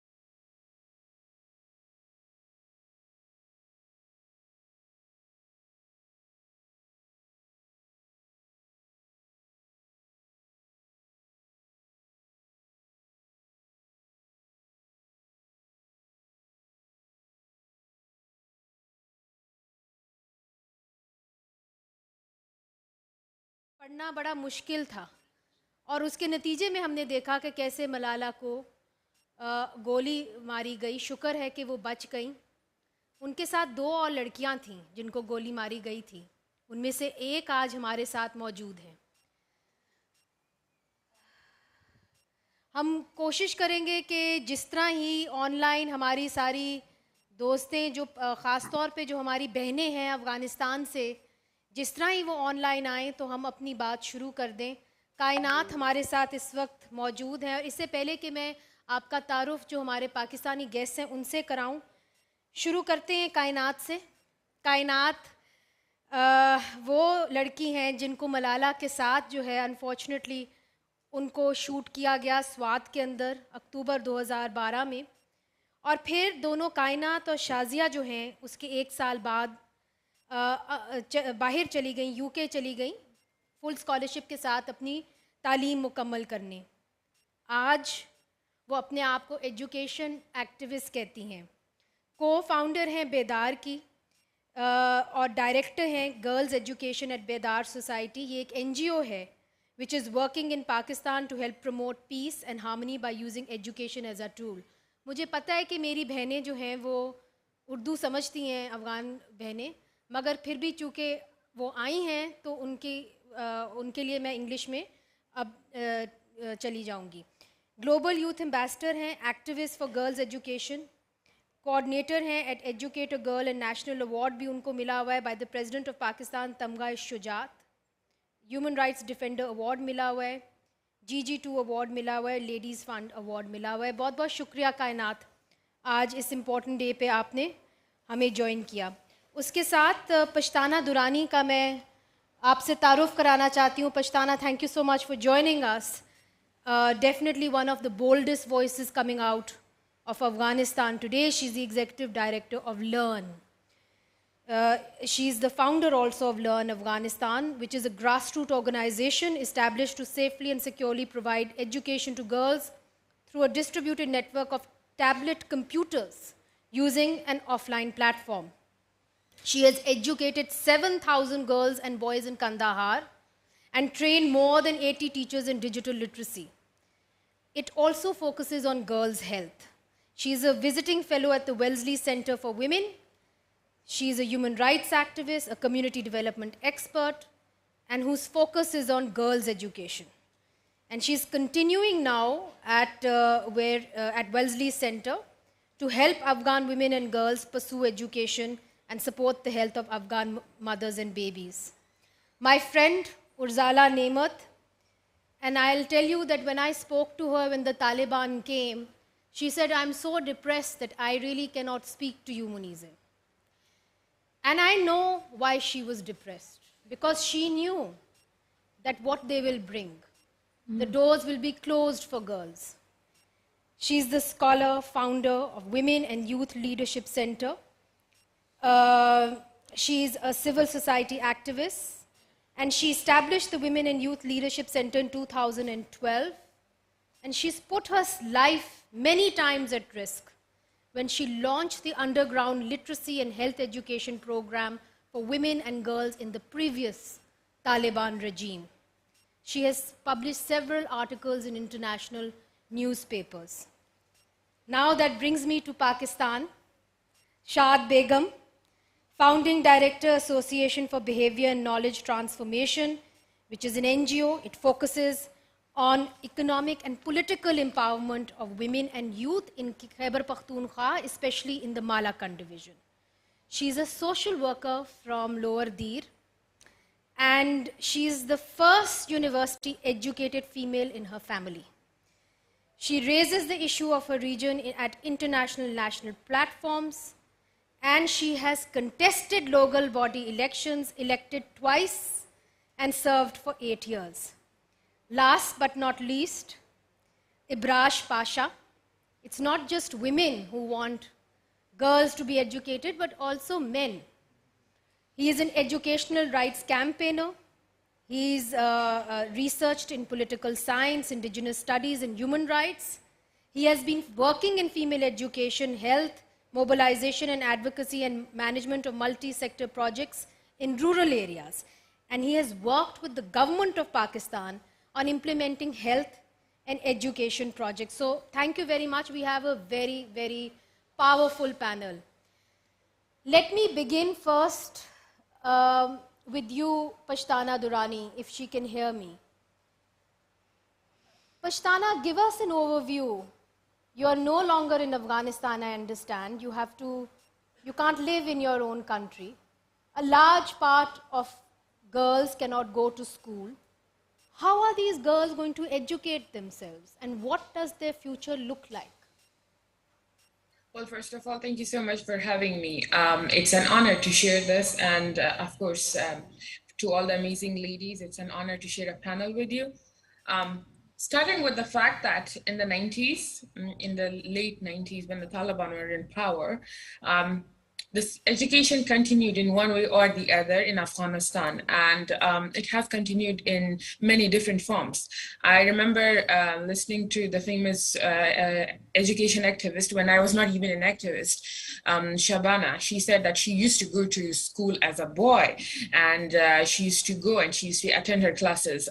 The same goes for other women in Kandahar. I remember reading Sana Safi, the BBC reporter, a story where she talks about this character where they go to secret schools in someone's basement in the 90s, you know. So it's all different sorts of education. The problem is not how the education continues in Afghanistan. The problem is, why is it stopping in the first place? Why is it questioned in the first place?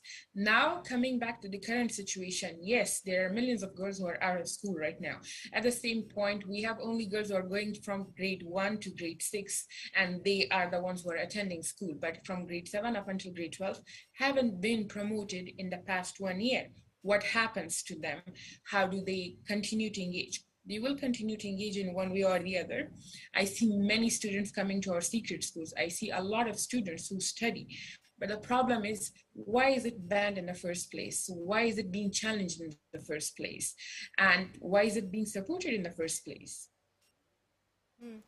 Well, I think that's a very important question. Let me take that question to Urzala. Urzala, one of the things I remember when America, occupied Afghanistan, I remember Laura Bush saying, look at all the girls, pretty girls, all going to school. And they were so proud of the fact that, they had sent all these girls to school. Very quickly, they forgot about those girls going to school. Now, as my friend Pashtana told us, that from class 7 to 12 girls are going to school. But now, what about universities? Universities are open. 7 to 12 girls are not going to school, sorry. So, as they say, unka kya kasoor hai? Jo grade 7 to 12 hai, what is the logic behind this? Thank you, Munazaji. Assalamu alaikum to all participants. It's a great honor and pleasure to join you all in this panel. I apologize for the background noise as I'm traveling. I couldn't cancel as I'm part of a big group traveling from one place to another at this moment. So we try to park somewhere so that I can have less noise. I hope everyone can hear me well. Thank you very much. It's really very great honor and pleasure to join you today and discuss about this question. As you mentioned regarding the higher education and university education, thankfully, at least on that front, there hasn't been much restrictions. But the key point in question is to understand why Taliban in the first place are so terrified of girls' power, of girls' education. It's very simple to understand. Taliban rule on people's lack of awareness about their rights. In the past, when they were created, of course, there are different elements, politically speaking. If we can continue the conversation, we may go to a different point in discussions. But originally speaking, Taliban came to power based on their own knowledge and education that is very limited and restricted, and it's a very segregated form of education, madrasa education, which is only a place for men. So Taliban by nature, the group that we call Taliban, they are not really capable of dealing with women, women empowerment, and women's education. This is one reason they don't know how to deal with it. They deceived the nation. First round, they were in power by saying that we will open the school, we will open the school. And from 94, mostly from 96 to 2001, when they were in power, 4 years, we saw no school open in an official and formal way in the Taliban controlled areas. I'm talking about the past. Now, 1 year and 1 month since they have taken back the control of the country, where are we? It's just not something that earns the people's trust. Only today, a moment ago, I saw the Twitter account of the Ministry of Foreign Affairs saying that the supreme leader of Taliban are consulting with Pakistani ulama and Afghan ulama. So first of all, are we a country, a sovereign nation? If we are a sovereign nation, why, with all due respect to the religious scholars in Pakistan? And secondly, I wonder who are the Pakistani ulama that they are talking to? Look, Munaza yourself, and all amazing women like Kainat, like Malala, like the late Shahid Benazir Bhutto, who was the prime minister of the Pakistan country. So what is it that makes Afghanistan so unique that the girls here have to suffer? The girls' education, just to end my point here, the core of the problem, the core of the issue that the Taliban have is their fear of women who are educated, who are empowered, who will give birth to the children, because they see women only in terms of their reproductive role. They see that these educated girls will give birth to children, will bring up children who will be open-minded, who will be educated. If they are educated, we cannot just put our not Islamic, but our complete ignorant views and understandings of Islam and just impose on them. Right. An educated mother will teach an educated child, and they know that the future, they only can secure the future if there are ignorant, illiterate women in the house who cannot have the power of educating the children. But this is the only reason I can find. Urzala, before I move to Pakistan, to my friends over here, I want to ask Pashtana and both you. Under the Taliban regime, the previous Taliban regime, Rawa ran underground schools and at great risk to their lives. What is happening now in Afghanistan for girls who are not allowed to go to school from the classes that you mentioned, secondary school?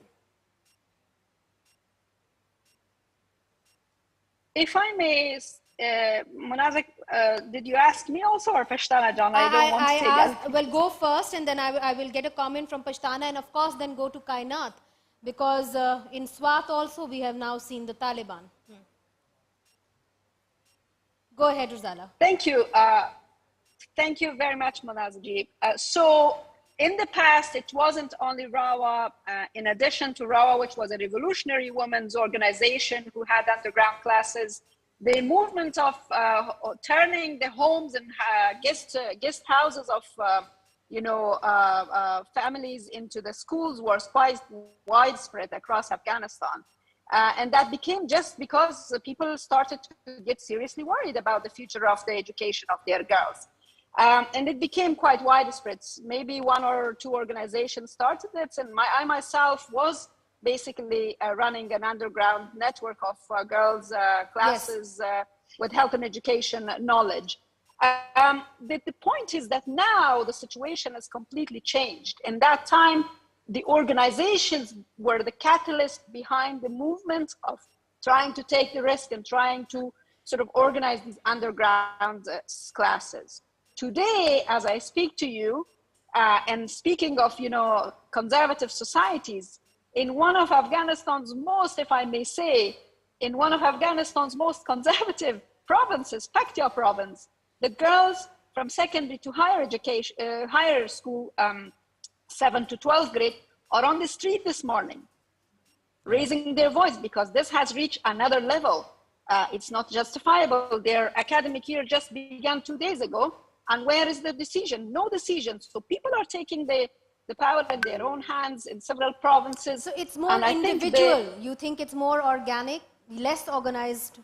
less organizations, and it's more individual. Am I right in understanding this? You are absolutely right, because now it's more organic in the sense that for the people, because of the massive international support and intervention, and also because of the changes in people's mindsets, I think now it's no longer, you don't need to convince someone to send their girls to school. Mia Khan, a gentleman from Paktia, was actually spending 3 hours behind the school, keeping the girls inside the school to learn and to educate themselves. Right.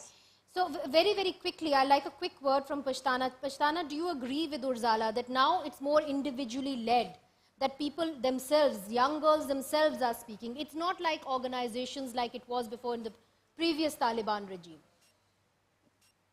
I mean, after the 1990s, the late 1990s, you did see women coming out and telling their stories. It's just, it was not covered. But I definitely agree with Urzala that, yes, it's more organic. I remember seeing Stoda in Herat, who talked about opening the schools, and she just went off reels, and she told the Taliban to open schools, and she was so organic about it. So yeah, definitely more organic, but also there are more platforms to cover them, more platforms to raise their voices. So maybe that's the difference that we're seeing right now, rather than the 1990s. But I generally and personally think that Afghan women have always been organically supporting Afghan women rights and their own personal rights in their own personal. And it's been a very hard journey, Pashtana, an extremely hard journey, something that we have admired your courage from across the border and continue to do so. And we are sad that you've had to struggle for so long. That brings me to Kainat, whose struggle we have seen, who was attacked by the Taliban, as I earlier told you, with Malala. We often forget that there were 2 other girls. One of them was Kainat. Kainat, recently, there have been reports that people have seen Taliban in your part of the world, in your beautiful Swat Valley.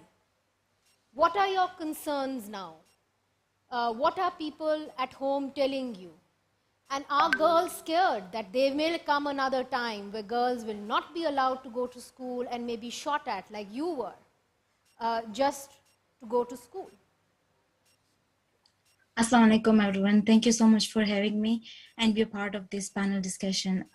Yes, I am actually shocked again, because nearly 10 years ago, when I got shot alongside with Malala Yousafzai and my other friend Shazia Ramzan, it was not easy because I was in trauma after that incident. I was at home. I was afraid of every single person. Even I was scared of going outside. I got this security whenever I was going out. But it wasn't easy, and I don't want any sister or any girl in Pakistan or around the world to face the same thing which I had in 2012 in October. It was not easy, but I think it was not a very fruitful experience when I came to the UK in 2013 with Shazia Ramzan as well. I couldn't speak English. I was not aware of what was happening. My academic, social background, everything was not the same as I have it now. I struggled a lot. And this was one of the reasons, because I was from the Swat Valley. Secondly, I was from Pashtun background, Pathan's family. And over there, like mostly the Pathan's family are not allowing their family, like their sister or daughter, to go to school because of the security. It was back in 10 years ago in 2012 when family were scared to send their daughters and sisters to go to school and get a high quality of education. Plus, we did not have all the security. When the Taliban came in Swat, firstly, they said the girls can go to school, but they have to have a different class so they can separate from the boys. And I was going to school, but we were having a curtains in the middle of class. On one side, there were boys, and then on the other side, it was us, just four of us. And then suddenly the rules changed. They said, sorry, the girls can go to school, but only when there are women. And I had to change my school just because my mom and dad said Kana is not safe. because of course parents are really concerned about their family and their children. yes. So I had to change my school, and I went to another school for 3 months, and then suddenly things stopped. So all the schools were closed, and then there were only couple of schools were open, and one of them were Khushal Public Schools. Malala's father was the principal of that school. And we were going to school, but we were not wearing uniform. We were hiding our books, and we were not carrying our school bags, just because we didn't want other people, especially the people in our area, the Taliban, who were staying literally beside my house. So we didn't want it to show them that I'm going to school, and Malala as well. So we were left everything. We were leaving everything at school and going to school and coming back home. But we were like risking our life. That time I didn't know the importance of education. And later on, when I came to the UK, when I got shot, I had a trauma for 3 months, and I was so like scared, and plus I had a bomb blast behind my house when 2 people died in that incident, and I was getting threats.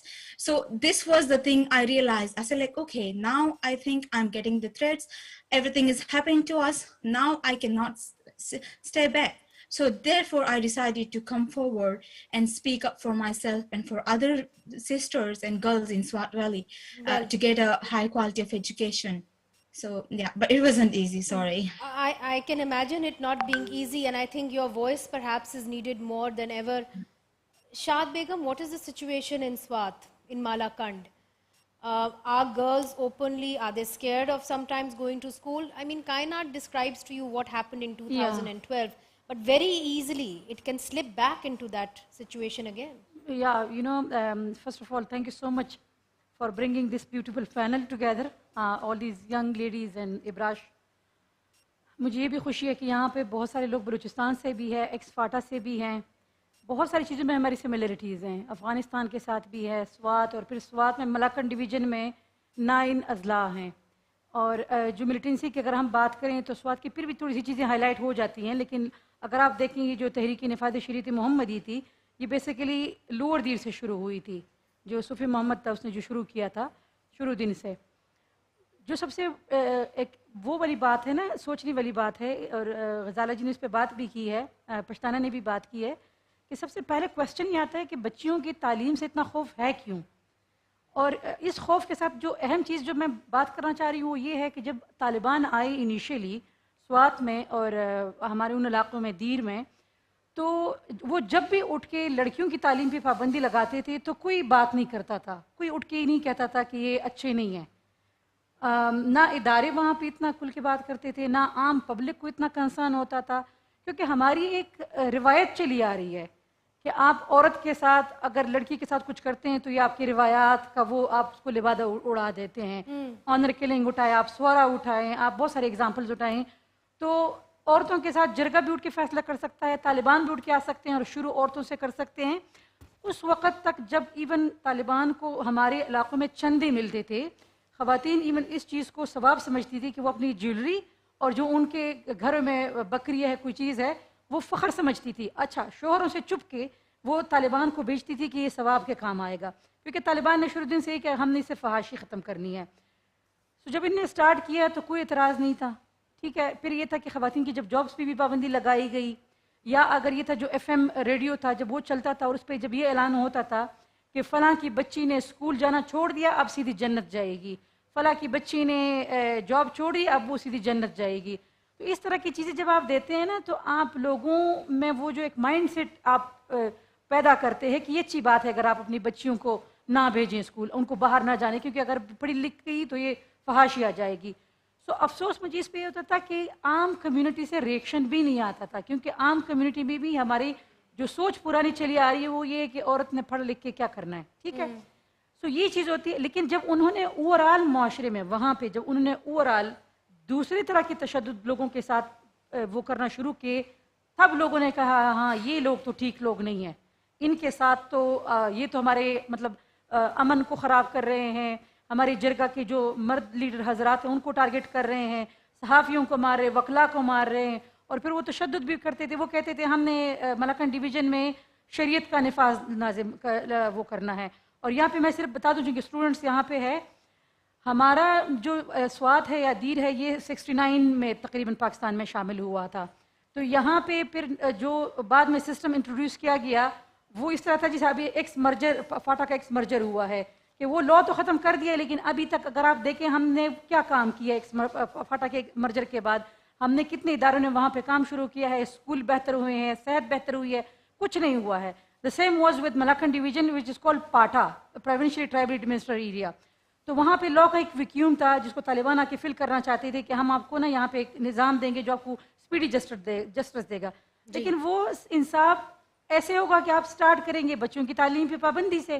سو جو آج کی دنیا سے اگر میں relate کروں, ہم آج بات کر رہے ہیں ڈیجیٹل ایجوکیشن کی, ہمارے ہاں ایسے بہت سارے علاقے ہیں کہ جہاں پہ بچیوں کے لیے مڈل اسکول نہیں ہے, ہائر اسکول نہیں ہے, لائبریری نہیں ہے, سفیشینٹ رومز نہیں ہیں, پینے کا پانی نہیں ہے, واش رومز نہیں ہیں, چار دیواری نہیں ہے, ٹیچرز نہیں ہیں. مطلب وہاں پہ ایک لڑکی اگر سوچتی ہے تو وہ یہاں پہ ایک بچہ بیٹا ہے ہمارے علاقے سے دیر سے, تو لڑکے بڑے مشکل سے نکلتے ہیں کیونکہ پیسے کم ہوتے ہیں, تو بیٹی کو کون بھیجے گا دوسرے شہروں میں پڑھنے کے لیے. اس پورے سینیریو میں پھر آپ دیکھیں کہ پابندی آ جاتی ہے, آپ کی ایک بہت بڑی تعداد پھر پیچھے چلی جاتی ہے.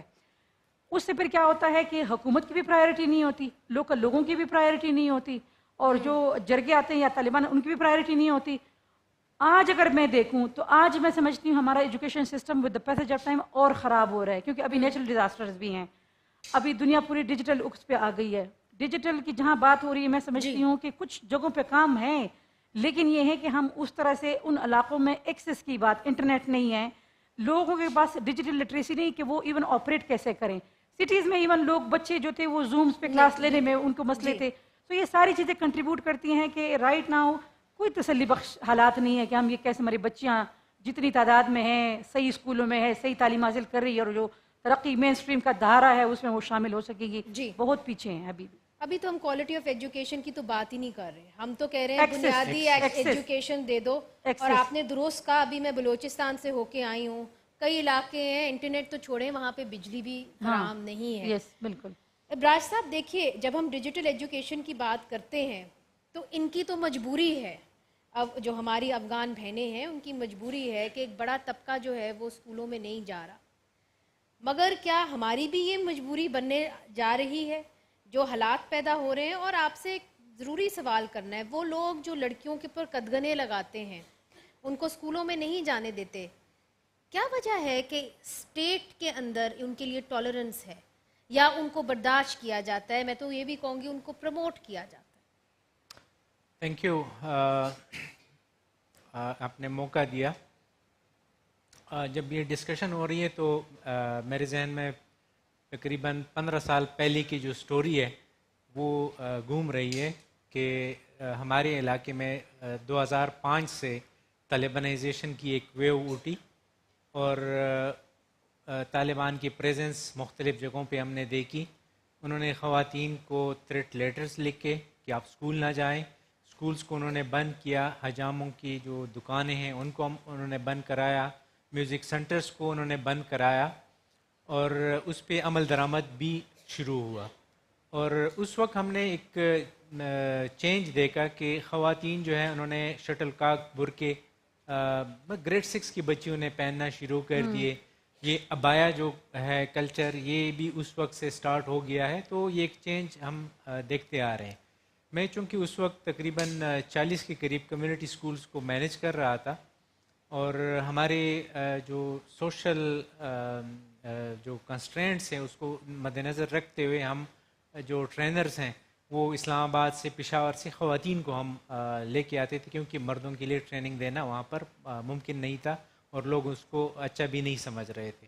تو وہ ایک سلسلہ اس طرح سے ہوا کہ خواتین جو اسلام آباد سے اور پشاور سے ٹریننگ کے لیے آ رہی تھیں تو ایک ریلکٹنس تھی کہ نہیں ہم نہیں جا سکتے. تو 2005 سے لے کے 2010 تک ہماری اسکولس کی جو ٹیچر ٹریننگز تھی وہ نہیں ہو رہی تھی, اور اس کا اثر یہ ہوا کہ جو کوالٹی ایجوکیشن ہے وہ بہت زیادہ ڈراپ ہو گئی, کیونکہ ہم تو آن جاب سپورٹ دے رہے تھے لیکن اس کا کوئی امپیکٹ نظر نہیں آ رہا تھا. پھر ہم نے اپنے آئی ٹی جو ٹیم تھی ان کے ساتھ بیٹھ کے بات کی کہ اس کا کیا حل ہوگا. تو اس کا ایک حل ہم نے یہ کیا کہ اپنے آفس میں ہم نے ایک ورچوئل ٹریننگ ہب بنائی, ورچوئل ٹریننگ ہب ہم نے جو بنائی 2010 میں, تو اس میں یہ تھا کہ انٹرنیٹ کے تھرو ٹیچرز کو وہ ٹریننگ ہم نے اسی طریقے سے سٹارٹ کی. تو پھر ہمیں پتہ چلا کہ اس کی کافی اچھے اثرات آ رہے ہیں. ساتھ میں ہم نے اس پہ ایڈیشن یہ کر دی کہ بچوں کو ہم نے 1 لیپ ٹاپ پر چائلڈ جو OLPC کا ایک گلوبل پروجیکٹ ہے وہ ہم نے بچوں کو دے دیے, جو گریڈ 3 سے گریڈ 5 کے بچے ہیں, جو بچیاں ہیں, کیونکہ ہمارے اسکولس تو زیادہ تر اس میں بچیاں ہی پڑھتی تھیں, تو بچیوں کو اس پہ ہم نے لگا دیا, بچوں نے وہاں پر IT اسکلس سیکھے. ایڈیشنلی پھر ہم نے یہ کیا کہ کچھ پرائیویٹ اسکولس کو بھی ہم نے جو آف لائن کنٹینٹ اور آن لائن کنٹینٹ, کیونکہ جہاں پر انٹرنیٹ کنیکٹیویٹی نہیں ہوتی تو پھر آپ لیپ ٹاپ میں آف لائن کنٹینٹ جو ہیں وہ ڈال لیتے ہیں اور وہاں پر ٹیچر اس کو دیکھتے ہیں یا بچے جو ہیں اس کو دیکھتے ہیں. ایک اور جو ہم نے ڈیجیٹل ایجوکیشن کا یوز کیا وہ یہ تھا کہ جو ریموٹ ایریاز میں ٹیچرز ہیں ان کو اگر وہ کانٹینٹ میں ویک ہیں تو ان کے موبائل فونز میں ہم نے ویڈیوز جو لیسن پلانس تھے وہ ہم نے ان کے ڈاؤن لوڈ کر دیے.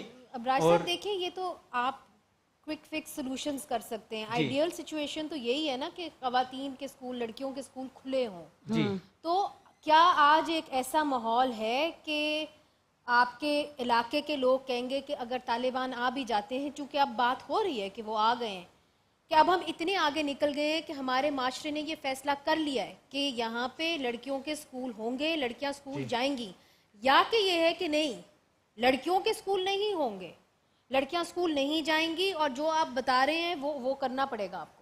پچھلے 2 مہینوں سے جو سوات میں, دیر میں اور باجوڑ کے مختلف جگہوں پہ طالبان کا ظہور ہوا ہے تو ہم نے ایک چینج دیکھا ہے کہ کمیونٹی اپرائزنگ موجود ہے.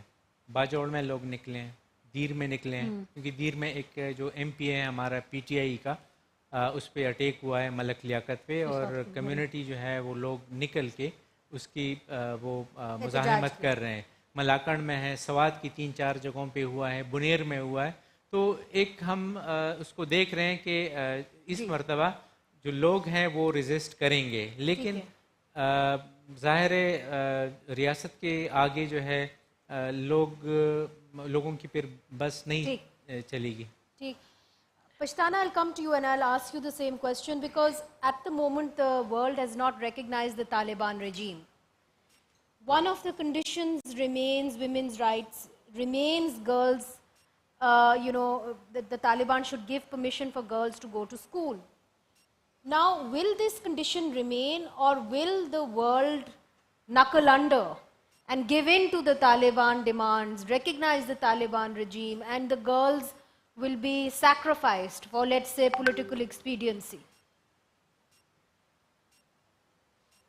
Can I reply in Urdu to that? It'll be very nice if you can go into Urdu. Okay, all right. دیکھیں, آپ کو ایک بات ہمیں سب کو سمجھنی چاہیے کہ ابھی جو افغانستان کے حالات ہیں اور جو ابھی یہ ریکگنائز نہیں ہو رہے, اس ایک وجہ سے نہیں ہو رہے, باقی سب وجوہات بھی ہیں, لیکن یہ ٹاپ وجوہات ہے, یہ ٹاپ پرائیورٹی ہے. لیکن ایک بات جو میں ہمیشہ امریکہ کی سرکار ہے یا پھر کوئی اور حکومت ہے جن سے بات کرتی ہیں, وہ کہتے ہیں eventually we will accept them, eventually ہم انہیں پھر بھی ایکسیپٹ کریں گے. کیوں, کس لیے؟ دوسری بات جو آپ کو بھی سمجھنی چاہیے کہ جب پاکستان میں سب کچھ ہو رہا تھا, KPK میں اور بلوچستان کے کچھ علاقوں میں,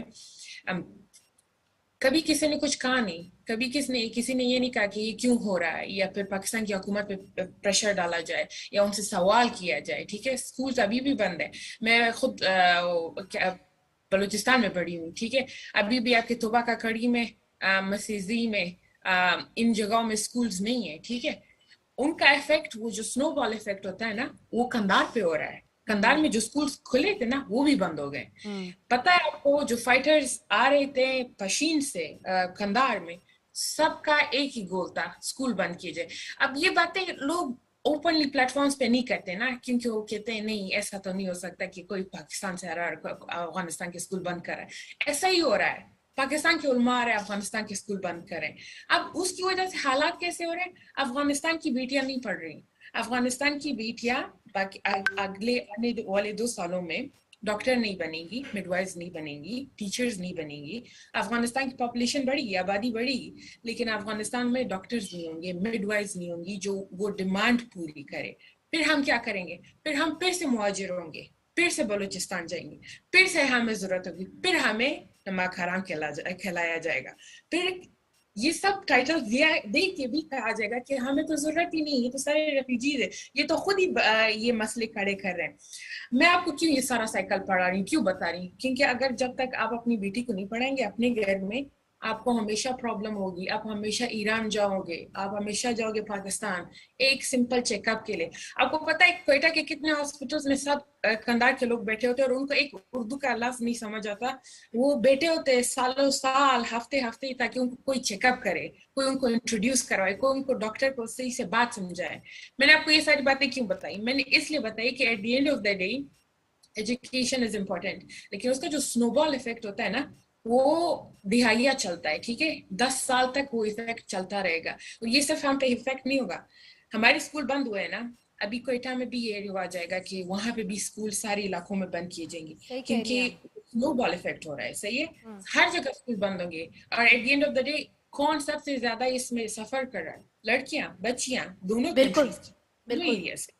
नहीं, ये जो आपने एक दिलचस्प बात की है उर्जाला, मैं आप तक लेके आऊँगी।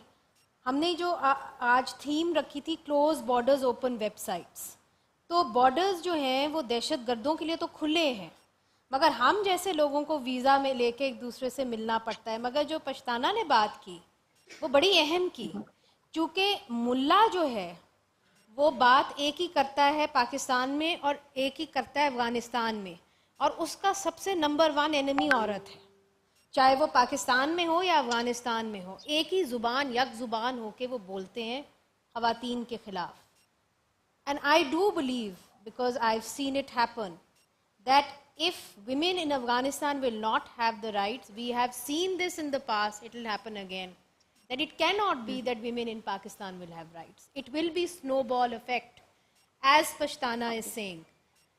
आप इस वक्त बाहर हैं, वापस नहीं जा सकती जो हालात बन गए हैं।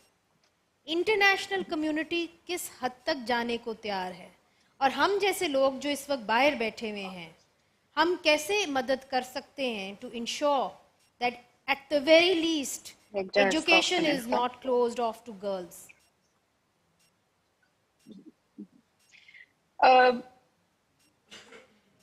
I think when it comes to international communities' role, Munazaji and other panelists, there are some disappointments. Disappointment begins from the point when a direct agreement was made between the Taliban and the American Special Envoy for Afghanistan, Dr. Zalmay Khalilzad. And these kind of preconditions were not really put in a very strong sense there, that, okay, if you really want to sort of basically literally hand over the country to these forces, they should come to some preliminary sort of commitments to at least allow, basic rights of women and girls to be respected. एक तो ये बात है, मेरे ख्याल से ये बहुत अहम है। दूसरी ये कि my Urdu is not so strong, so I think I'd rather go to English में बात कर लें। I'll rather stick to my English. You see the mullahs in Pakistan or in Afghanistan, so I have to make a distinction between the mullahs. I have very great supportive mullahs that I've worked with, that I know of in the last 22 years of my work on women's rights, on human rights, on girls' education, and so forth. I want to make a huge distinction between them and those we call Taliban. The Taliban are completely an isolated, a separated group. I think in Pakistan, and as I see that audience here are mostly our friends from Pakistan, if the Pakistani establishment, if the Pakistan's people in general are not giving hands to legitimize this force of ignorance in Afghanistan, I think there will be chances. I call them force of ignorance. Okay, they are doing some positive things. Let's not ignore that. Some level of stability, security, My research team members are now traveling back and forth in different provinces. They are able to talk to people. They are able to travel and access communities. These are positive things. But if half of the population's basic and fundamental rights are denied, I cannot call them people who are providing stability. What kind of stability to whom? To the Chinese companies to come and have, businesses deals. So then this instability will kill my country, will kill my people gradually. As Pashtana said, in the next few years, we will not have midwives, doctors, nurses, and women in different sectors that are crucial to have. Yeah. And now coming back to the point of the digital education, yeah. I say we are getting closer because of the world pressure. And also, let me tell you this, Taliban don't respond to world pressure on the question of girls' education. That has been proved time and again. Let's not really expect that if there is a, United Nations or I don't know, Joe Biden's statement that the Taliban will say, oh yeah, we actually will surrender to you. No, there is no way. Let's not even expect that international pressure will work. The key is people's force. The key is these kind of demonstrations. We see the Pakistani girls this morning coming to the streets. If this spreads to different part of Afghanistan, which I am not provoking people to come to the streets, but I trust in my people that they will eventually do that, because there is a level of tolerance people can have to these things. Taliban, under the pressure, may open the schools. Right. We will see it sooner or later. The key importance of digital education in the time of the Taliban type ruling force is that we have to provide those virtual platforms to people, to girls, because maybe this education is not the education that we are thinking of. Maybe this education is to train the mothers to bring up men and boys who will be ready to kill themselves again, to commit suicide, to become suicide bombers. With huge pride, Taliban are putting those in the streets, and saying, here are our suicide bomber squads, our assassination squads. They were on the parades recently. We saw. So the digital education is something. There are some great initiatives already in place. We have seen for the university entry examination preparations and so forth. I think there's a huge place for it. Of course, access as but you don't think it's the ideal situation? Obviously. Excuse me? You don't think digital education is the ideal situation in any case? Luxury. No, obviously not, because listen, education is not about just reading and writing. Going to school is not only about reading and writing. We say ta'aleem wa tarbiyat in Farsi. Right. And education has both. The tarbiyat elements cannot be just mechanical to communicate it through. So there are psychological aspects as well. So congregation or gathering of girls together in one community is part of the behavioral learning that I think is critical for the future. Right. Kainat, I want to ask you, Urzala is right. It's not just that you can do digital education, stay at home. You also want to meet your friends like you wanted to meet your friends. But recently, when the Taliban came into power, the then Prime Minister Imran Khan, he gave a statement. He said that finally the shackles of slavery have been broken. Do you think that it is a trust that current, maybe some political leaders have in the Taliban, or do you think that they are unaware of the situation that people face in whose areas the Taliban come and rule? I think it's really depend on the area. I think when Urzala was talking about the digital education, for me, I think somehow it has a positive impact in Swat, especially this time when I went to Swat, I could see a huge difference. Things are improving, but now suddenly when they say the Taliban are coming back, somehow I feel like even though family jo hai, we have creating awareness, we already have created convincing the families to send their daughters and sister to go to school. But again, agar situation aise ho jo family को लगे कि I think they don't have the security at school to send their daughters and sister, I don't think so they will be able to do that. Again, I think we, especially in this COVID, we were so depending on the internet because we were having online meetings, online classes and everything. Somehow, अचानक हर चीज जो है वो, when I was in Pakistan, like literally I was about to miss my deadline and मेरे पूरा साल जो था it was depending on this situation.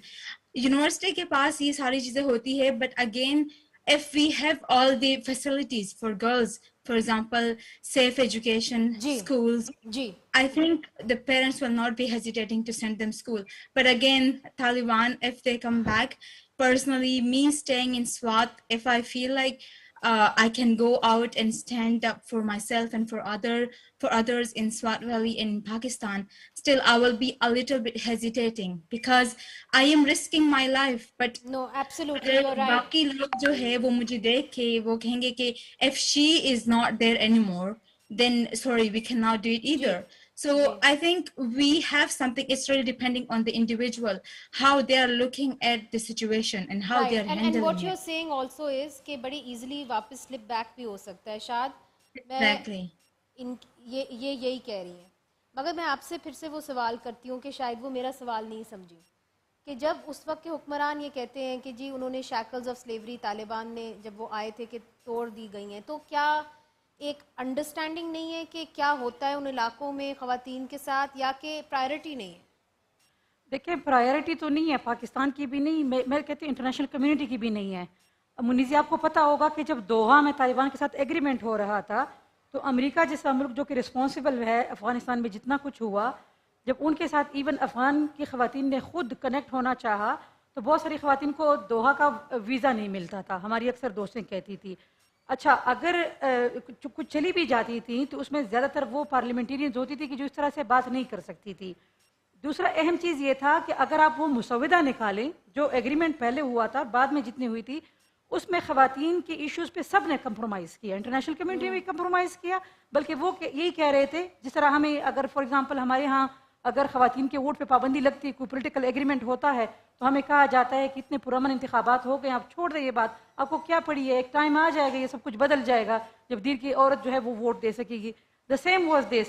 जो रिस्पॉन्स था वो ये था कि आने दे तालिबान को. इस वक्त ये अच्छे तालिबान हैं, समझदार हैं, ये हर चीज़ के ख़िलाफ़ नहीं है, लेकिन ये कि इनके साथ हम अभी औरतों की बात नहीं कर सकते. और वो सबसे बड़ी गलती थी कि उसकी बुनियाद पे बहुत सारे ममालिक के लोगों ने कहा ये अच्छे लोग हैं, इनको आने दें. अब ठीक है, अच्छे लोग हैं, आए जैसे भी हैं, लेकिन ये अच्छाई यहाँ से कैसे शुरू होती है कि आप सबसे पहले पाबंदी लगाते हैं लड़कियों पे. अच्छा, मैं इसमें एक और बीच बात कर दूँ. कल्चर की जहाँ पे बात है तो ठीक है, हमारा एक कल्चर है, वहाँ पे उसमें पर्दा सारा सिस्टम है, लेकिन आपने दुनिया को भी देखना है कि आपने दुनिया के साथ चलना है. तो ये इतने अरसे में अभी तक ये डिसाइड क्यों नहीं हो सका है?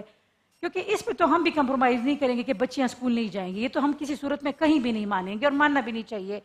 तो ये कैसी हुकूमत है कि जो अभी तक 50% पॉपुलेशन के लिए ये नहीं तय कर सकी है कि वो किस तरह के निज़ाम के तहत स्कूलों में जाएंगी? इसमें एक चीज़ मैं और ऐड करना चाहती हूँ. देखो, तालिबान को वो कैसे मिलता है, उनको ये जुर्रत कहाँ से आती है? जुर्रत इसलिए उनको आती है कि जब आपके माशरे में आम, अगर पुख्तून माशरे में मैं बात करूँ या इवन हमारे जो ट्राइबल एरियाज़ में है, इसमें नॉर्मली औरतों के साथ उस तरह से इनके इश्यूज़ को उस तरह से प्रायोरिटी नहीं दी जाती है, एक हकीकत है. तो आपके जो बाहर से लोग आते हैं वो उन लोगों के साथ अपना रिश्ता मजबूत करने के लिए वो स्लोगन्स फॉलो करते हैं, वो माइंडसेट फॉलो करते हैं, उसको मजबूत करते हैं कि आम लोग उनके खिलाफ उठ खड़े ना हों. तो ये जो औरतों की बातें हैं, हमेशा ये कहा जाता है कि एक टाइम आएगा ये बदल जाएगा, और हम कहते हैं ये अच्छा वाला टाइम कब आएगा? तो जब जिस तरह इब्राश ने बात की, अभी जब ये दीर और स्वात में तालिबान उठ खड़े हुए तो मैं बहुत खुश थी कि हर दिन सड़कों पे लोग निकले, उन्होंने कहा नहीं ये और नहीं होगा. लोग निकले तो जब तक लोग खुल के इनकार नहीं करेंगे और स्टेट के इदारे, अगर स्टेट के इदारे once for all zero tolerance show नहीं करेंगे, मैं कहती हूँ मैं उस बंदे को मानती ही नहीं हूँ कि वो आके शुरू से बात करे कि एक बच्ची नहीं पढ़ेगी. हमारे बच्चों से एजुकेशन का हक छीनने वाला कैसे हमारा वो हो सकता है, मुखलिस हो सकता है? इसके नाम हमारा मजहब अलाउड करता है. نہ ہماری روایت الاؤڈ کرتے ہیں. ہماری تو حدیث وہاں سے شروع ہوتی ہے کہ تعلیم کا فرض جو عورت اور مرد دونوں پہ, اور یہاں پہ آپ اس چیز کو وائلیٹ کرتے ہیں. نہ ہی ہماری آئین الاؤ کرتی ہے, نہ آئین الاؤڈ کرتی ہے. ایگزیکٹلی. تو یہ ہے کہ عوام کو کھڑا ہونا ہوگا. ہم نے سارا ملبہ طالبان پہ بھی نہیں ڈالنا, یہ ہماری سب سے بڑی غلطی ہے. ہم ان کو اتنی اتھارٹی دے کیوں رہے ہیں کہ وہ ہماری بچیوں کا مستقبل ڈیسائیڈ کریں گے. وہ ڈیسائیڈ کریں گے بچیاں پڑھیں گی کہ نہیں پڑھیں گی. نہیں, ڈیسائیڈ ہم نے کرنا ہے, عورتوں نے کرنا ہے اور ہمارے مردوں نے کرنا ہے. اور ہم نے کہنا ہے اس دفعہ زیرو ٹالرنس. یہ لوگ آئیں گے, ابھی ویسے بھی ان کی پولیٹیکل پارٹیز بن رہی ہیں, الیکٹ ہو کے آ جائیں اور صحیح طریقہ اپنائیں. یہ طریقہ نہیں ہے کہ آپ تشدد کریں, آپ رو کے آپ مار داڑ کریں اور آپ کہیں کہ بچیاں نہیں پڑھیں گی. مگر شاد صاحبہ تھوڑا سا ملبہ پاکستان کی حکومت کے اوپر بھی ڈالیں. ہے اسٹیٹ ریسپانسبل ہے نہ وہ کرے, الاؤ کرے. جس طرح شاد کہہ رہی ہیں, یہاں پہ پشتانہ بتا رہی ہیں اور زالہ بتا رہی ہیں, ہر جگہ عورتوں نے اور سول سوسائٹی نے احتجاج کیا طالبان کے خلاف, چاہے وہ افغانستان میں ہو چاہے وہ پاکستان کے اندر. اس وقت حکومت کیا سوچ رہی ہے, پروونشل حکومت کیا سوچ رہی ہے؟ کیا وہ ہماری طرح سوچ رہی ہے یا وہ کسی اور پیج پر ہے؟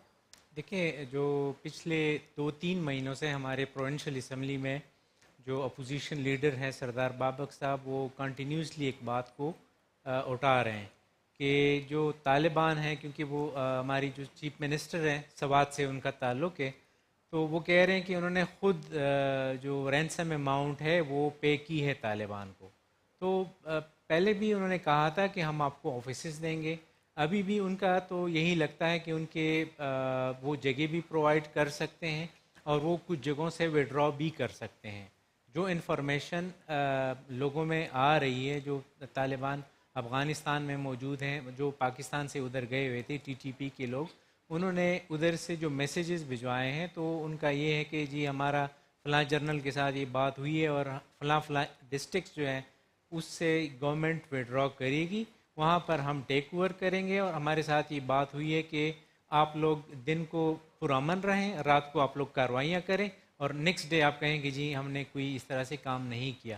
اور انہی دنوں پر یہ جو ہمارے ایم پی اے صاحب ہیں اس پہ بھی اٹیک ہوا, کچھ پولیس پوسٹ پہ اٹیک ہوئے ہیں, کچھ بلاسٹ بھی ہوئے ہیں باجوڑ میں اور تحصیل ناظم پہ ہوا ہے. تو اس طرح سے اٹیکس ہوتے رہے ہیں, جس سے اندازہ ہے کہ پروونشل گورنمنٹ نے ان چیزوں کو کنڈیم بھی نہیں کیا.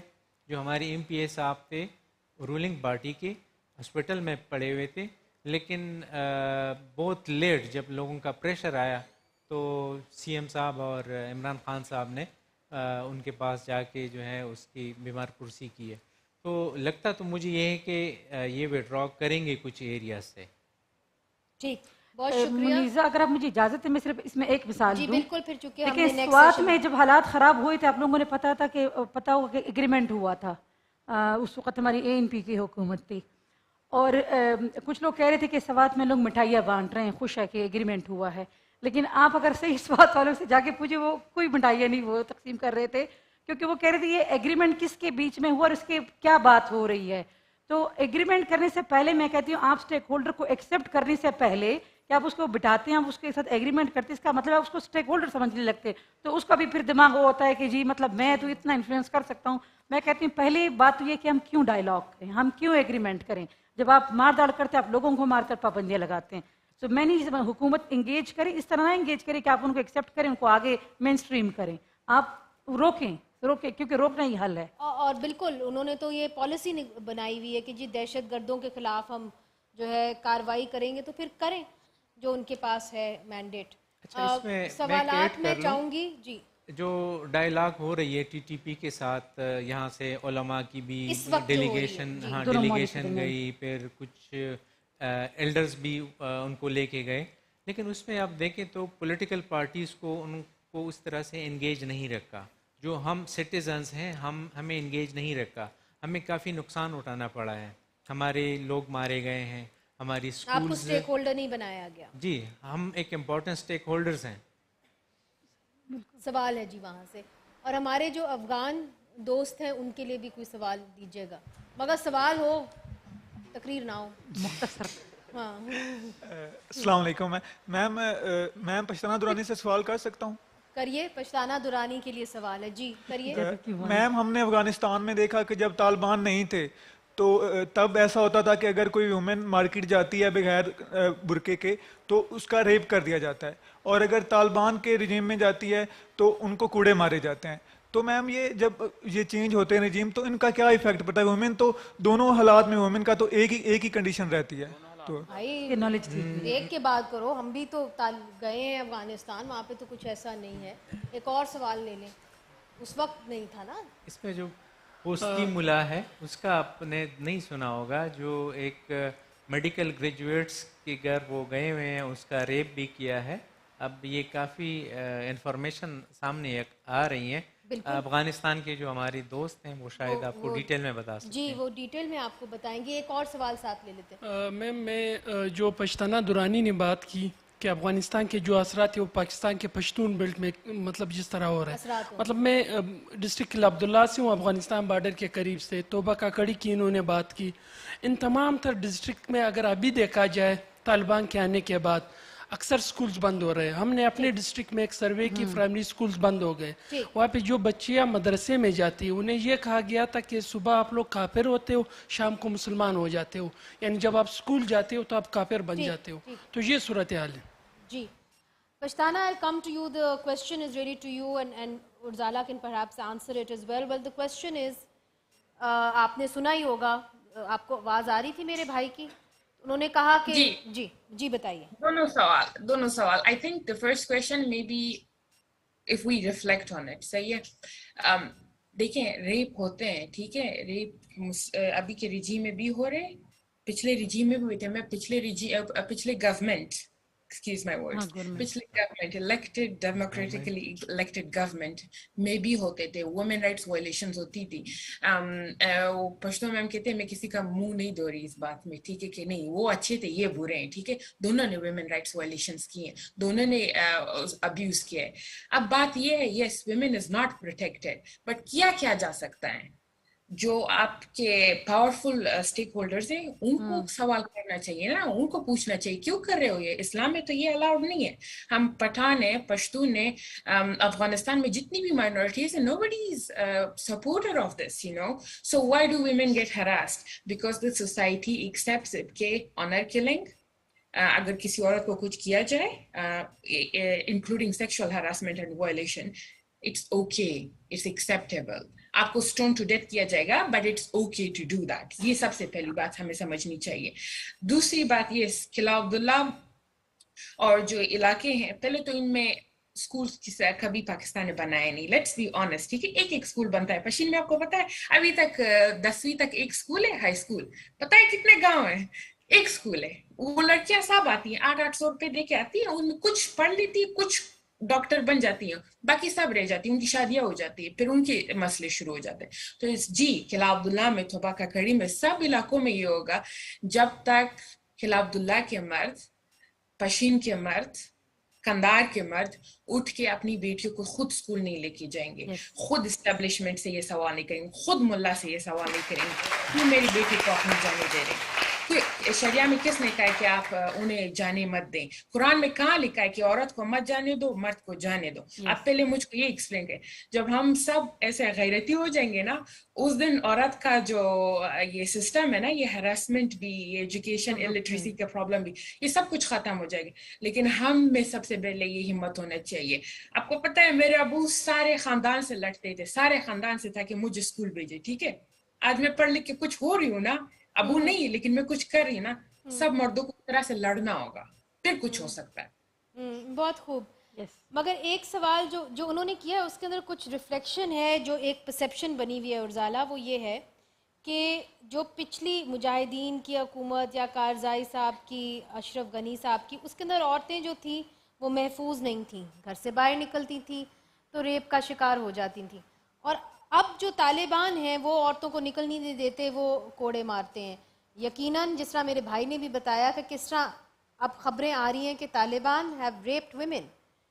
But would you like to address this question? Because when I came to Kabul, I saw a lot of women working and going out and working under Ashraf Ghani and Karzai.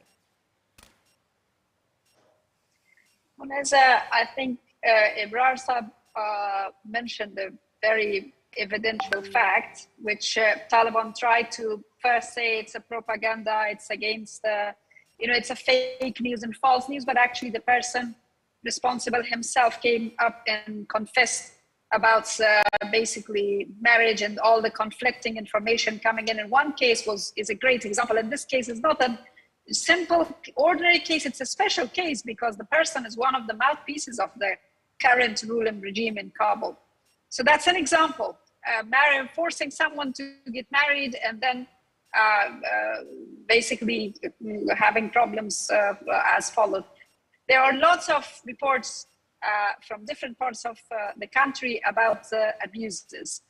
Women, violence against women, abuse against women is a phenomenon that existed all throughout, whether in Karzai time or Ashraf Ghani time or the Mujahideen time or the former Taliban time or now. The discrimination, the systematic discrimination against women has never been non-existent. Let's put it that way. Taliban, if they come with this perception that, oh, we are coming to keep women inside the houses so that they are protected and saved, how many weddings are they doing? How many reports do you hear about Taliban marrying women after the other? There are news of some Taliban men basically marrying 2 women in 1 week in the northern Afghanistan. So I don't think these weddings are by consent, but based on the Sharia law. If women are not marrying based on the consent, that marriage is not even a Sharia-based marriage. It's not a legitimate marriage, So the question here is not protection and preservation. Nobody buys that. In the Afghan villages, in the Afghan cities, in the Afghan provinces, nobody buys this idea that keeping and imprisoning women inside their houses is for the safety of their own dignity. No, actually, women are safer if they have a dignified life, by meaning that they have access to education, they have access to health facilities, to justice. Our judiciary is completely paralyzed in terms of the women's access to judiciary because they are systematically reducing and restricting all women from their jobs, basically, without even paying them salaries. Men do get paid salaries, but women get nothing. This is systematic, and I think when it comes to reflecting in terms of protection, no, actually, this cannot be accepted. The key protection for the communities, for the women are communities. How they create systems and mechanisms to protect women. For example, back in 2004-5, I was traveling in some of the most in that time, insecure areas like north of Laghman province in the eastern Afghanistan, Dawlat Shah, and these areas. And I checked on people, why you don't let your girls to go to school at that time? And the simple reason by the community was that we don't feel safe that our girls get access to high school, because high school is a few villages down, and there are lots of cornfields. And during the seasons that the cornfields are higher, it's unsafe to let the girls go there. Right. Well, if there are transportation arrangements and everything, then we can do it. So I agree with the point. I think this is across both countries and our societies, that security and safety is a question to secure. But believe me, we all remember, and I think Kainat and Pashtana probably are young, but I'm sure that they are also remembering the time when UN, UNICEF, and WFP, and all of them were basically contributing a can of oil to encourage girls to get to school. But now look at these girls. They're coming out themselves and saying, like, let us educate ourselves. The stories of men supporting girls' education is also something we have to accept, really. Right, and sadly, where is the international community that was actually doling out a can of oil to encourage girls to school? I think that is perhaps the most tragic story, that the women of Afghanistan have been completely abandoned. An interesting point that Urzala makes, that women are not getting paid, so systematically they are being pushed out of the workforce. Thank you very much, Urzala, for joining us. I know this was not an easy time for you, and we hope and we dream of a better Afghanistan where there'll be room for women like you, and we hope that we will see it in our lifetime. Pashtana, thank you so much for joining us. Kainat, thank you so much for joining us. Shad Begum, Ibrash, thank you so much for coming to Lahore and joining us. And thank you all for listening to this conversation. हमारे साथ ही रहिएगा क्योंकि अब जो next session है वो floods के ऊपर है और वो बड़ा इम्पोर्टेंट सेशन है क्योंकि इस वक्त हमारा आधा मुल्क जो है वो डूब चुका है और हमें उस पर बात करने की अहम ज़रूरत है. तो हमारे साथ ही रहिएगा. Thank you so much. Munira, I think वो ये एक क्वेश्चन जरूर पूछना चाहते हैं, कब से ये कर रहे हैं. आई थिंक दैट हम ये लेट हो जाएंगे. हाँ, may be we can do it afterwards. ये सारे हैं तो आप उनसे बात कर सकते हैं. बहुत शुक्रिया.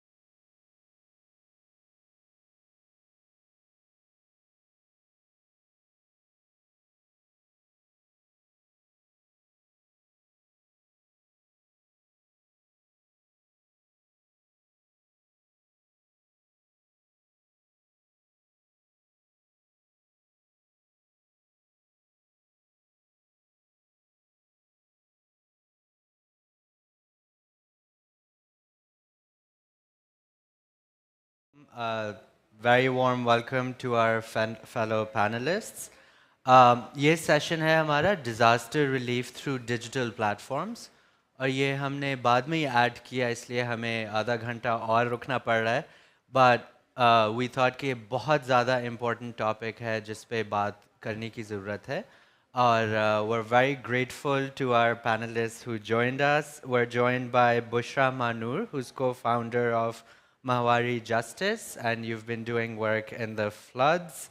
We're also joined by Kaisar Javed here, who's the president of the Progressive Students Collective, और ये भी काफ़ी काम कर रहे हैं floods में. और online हमें join किया है ज़ैनब काकर साहिबा ने, who works with the Balochistan Rural Support Program. And we're also joined by Anam Khalid, who's also been quite active on flood relief. तो हमने सोचा कि क्योंकि हम इधर डिजिटल एज की बात कर रहे हैं और एक क्लाइमेट कैटास्ट्रफी जो पाकिस्तान फेस कर रहा है, जिसमें हमने अभी देखा है more than 33 million people, 3 crore से ज़्यादा लोग जो है उन पे इम्पैक्ट हुआ है सैलाबों का. तो हमने सोचा कि हम इस पे ज़रूर बात करनी चाहिए. टेक्नोलॉजी का भी इसमें काफ़ी रोल है, और इसमें मैं पहले बात थोड़ा करना चाहूँगा टिकटॉक पे, क्योंकि पहले भी हमने टिकटॉक का मेंशन किया कि एक ऐसा प्लेटफॉर्म है जिस पे आपके ऊंचे तबके के एलीट उस पे आपको नहीं नज़र आते जो ट्विटर पे ज़्यादा बातें कर रहे होते हैं, लेकिन टिकटॉक पे आपको छोटे देहाती इलाकों से, स्मॉल टाउन से और बड़े शहरों से सारे लोग नज़र आते हैं. और पर्सनली मुझे टिकटॉक बहुत यूज़फुल लगा, क्योंकि उस पर लोग वीडियोस अपलोड कर रहे थे कि फ़्लड की क्या सिचुएशन है डिफरेंट एरियाज़ में. मैं टिकटॉक पे गया, मैंने लिखा चित्राल फ्लड, तो मुझे चित्राल का नज़र आ गया कि उधर फ्लड में क्या आ रहा है, और वीडियोस नज़र आ गए. मैंने उसमें लिखा सिबी बलोचिस्तान, वो नज़र आ गया. मैंने सिंध का जो एरिया का लिखा वो नज़र आ गया. तो उस तरह जो है हमें रियल टाइम इंफॉर्मेशन आ रही थी फ्रॉम सोर्सेज जहाँ मीडिया की रीच और प्रेजेंस भी नहीं होती. हाँ, ये है कि जहाँ इंटरनेट की रसाई हो. लेकिन इसके अलावा फिर हम अपने पैनलिस्ट से भी सुनेंगे कि किस तरह उन्होंने सोशल मीडिया का इस्तेमाल किया है for fund raising, for finding out कि कहाँ किस चीज़ की ज़रूरत है और कहाँ पे कौन क्या काम कर रहा है. हमने ये भी देखा है कि काफ़ी गवर्नमेंट ऑफिशियल्स ने सोशल मीडिया के ज़रिए हमें बताया कि किस इलाके में किस चीज़ की ज़रूरत है और उसका फिर रिस्पांस आया, राइट. फिर फंड रेजिंग में बहुत ज़्यादा हेल्पफुल रहा है, और एक वेबसाइट बनाई गई है floods.pk, जिसमें एक मैप बनाया हुआ है पूरा पाकिस्तान का जो क्राउड फंडेड है. तो हर कोई उसमें जाके इंफॉर्मेशन डाल सकता है कि भाई इस इलाके में इस चीज़ की ज़रूरत है.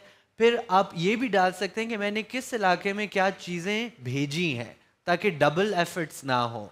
और फिर आपको जो है जो इम्पैक्ट है और एविडेंस है वो भी नज़र आता है.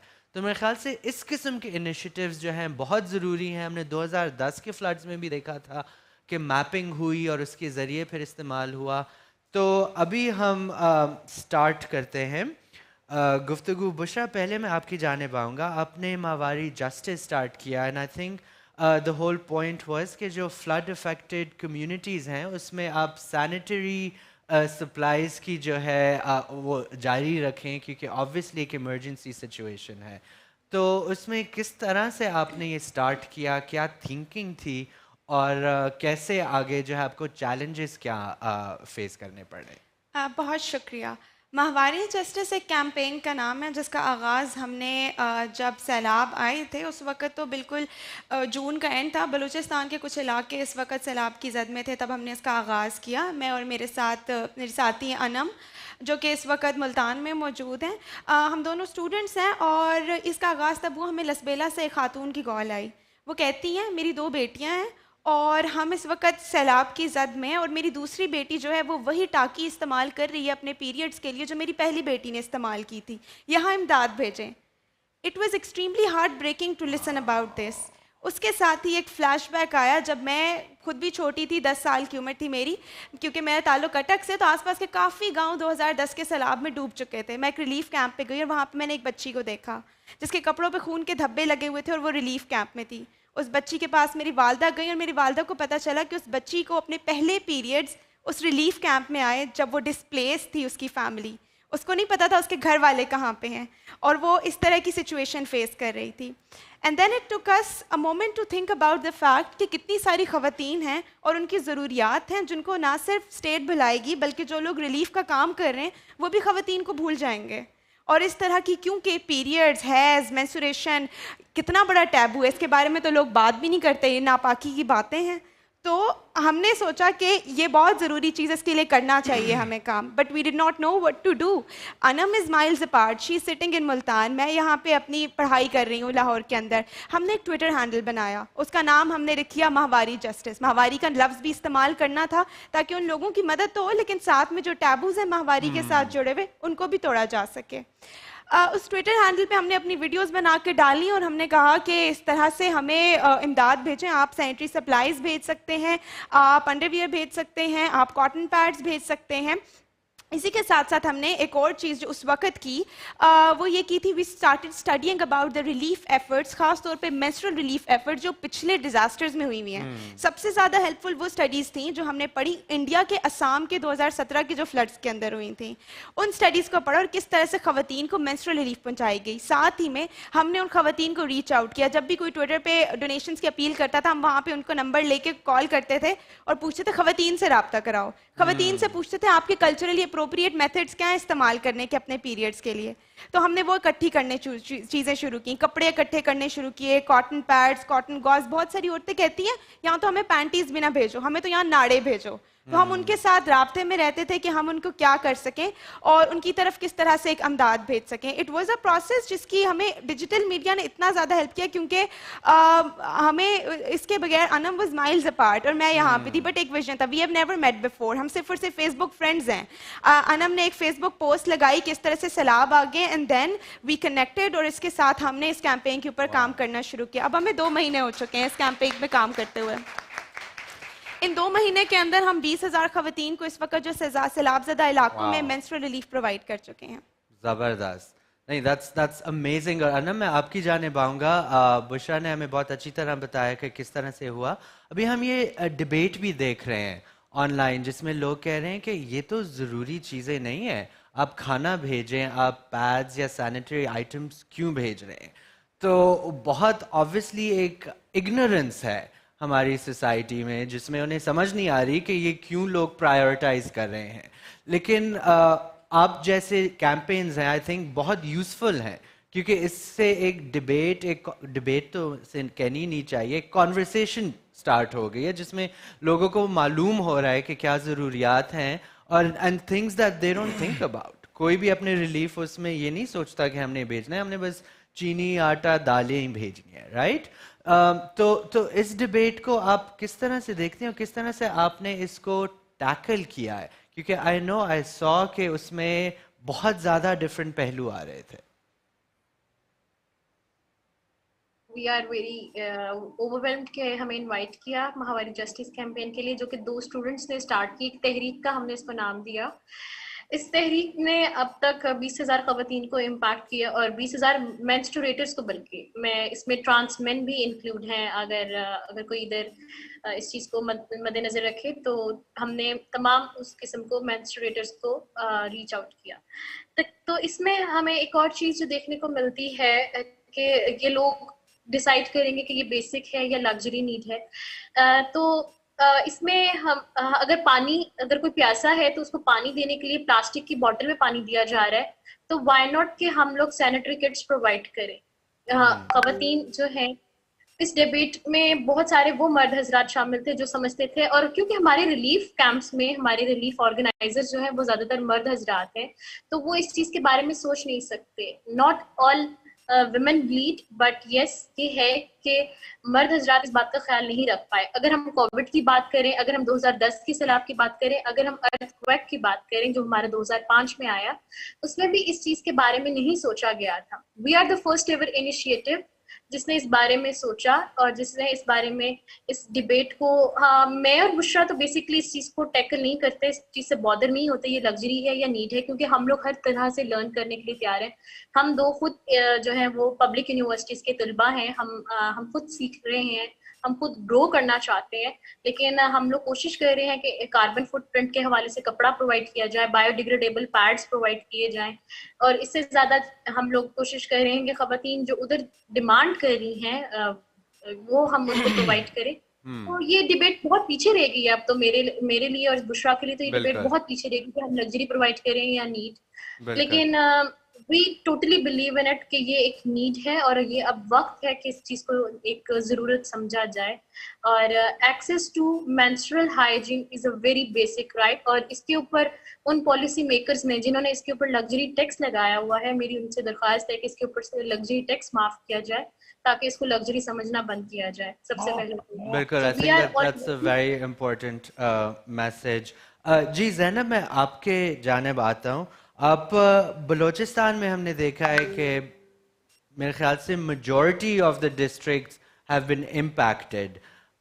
क्या सिचुएशन है वहाँ अभी? उसमें टेक्नोलॉजी क्या आप थोड़ा सा बात कर लें, लेकिन ग्राउंड पे आप क्या देख रही हैं कि क्या इमदाद पहुँच रही है, क्या इजाज़त मिल रही है और क्या ज़रूरियात हैं इस वक्त?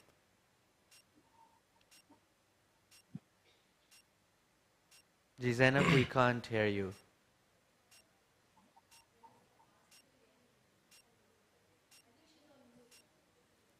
Yeah, you're unmuted now. ख्याल से वहाँ इंटरनेट का भी काफ़ी मसला है क्वेटा में। Zainab, will come back to you, हम चेक करते हैं।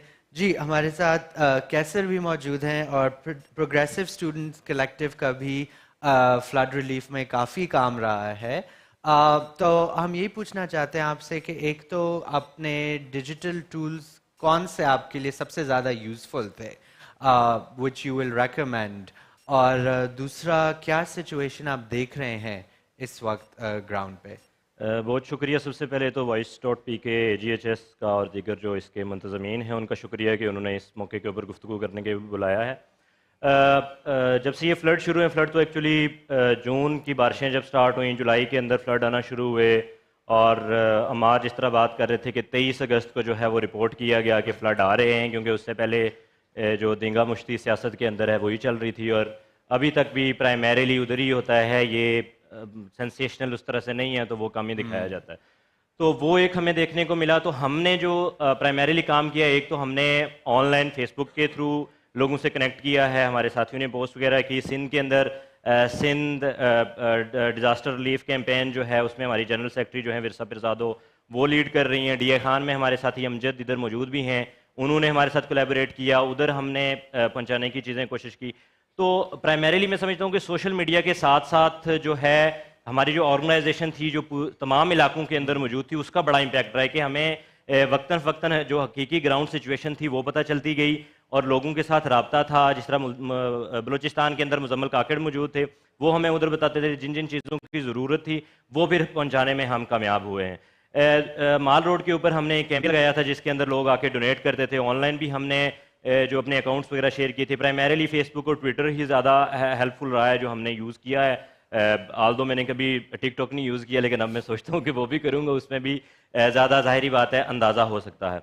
इसके साथ साथ जो मैं इम्पोर्टेंट बात जो है वो एक पाकिस्तान के अंदर भी, जैसा नवाज शरीफ साहब ने भी अपनी तकरीर में कहा, और अमूमन एक जो है वो एक ऑर्थोडॉक्स पाया जाता है कि शायद फ्लड शायद कोई नेचुरल डिज़ास्टर है या कोई सानहा इस तरह का आ गया जो आना ही था और लोग उससे मुतासर होने ही थे और हम कोई बचाव नहीं कर सकते थे। 2010 के अंदर जब फ्लड आया तो पूरा मुल्क जो है वो मुझे याद है मैं उस वक्त स्कूल का तालिब इल्म था, तो पूरा मुल्क बह रहा था। और नुसरत फ़तेह अली खान साहब की वो एक कवाली है, जाने कब होंगे कम ये दुनिया के गम, वो आज भी मेरे कानों में मुझे याद है कि वो चल रही होती थी। 2005 का जब ज़लज़ला आया था तब भी वही चल रही थी, 2010 का फ्लड आया तब भी वो चल रही थी, और 2020 के अंदर अब भी मैं सुनता हूँ तो वही उस तरह की कवालियाँ चल रही होती हैं।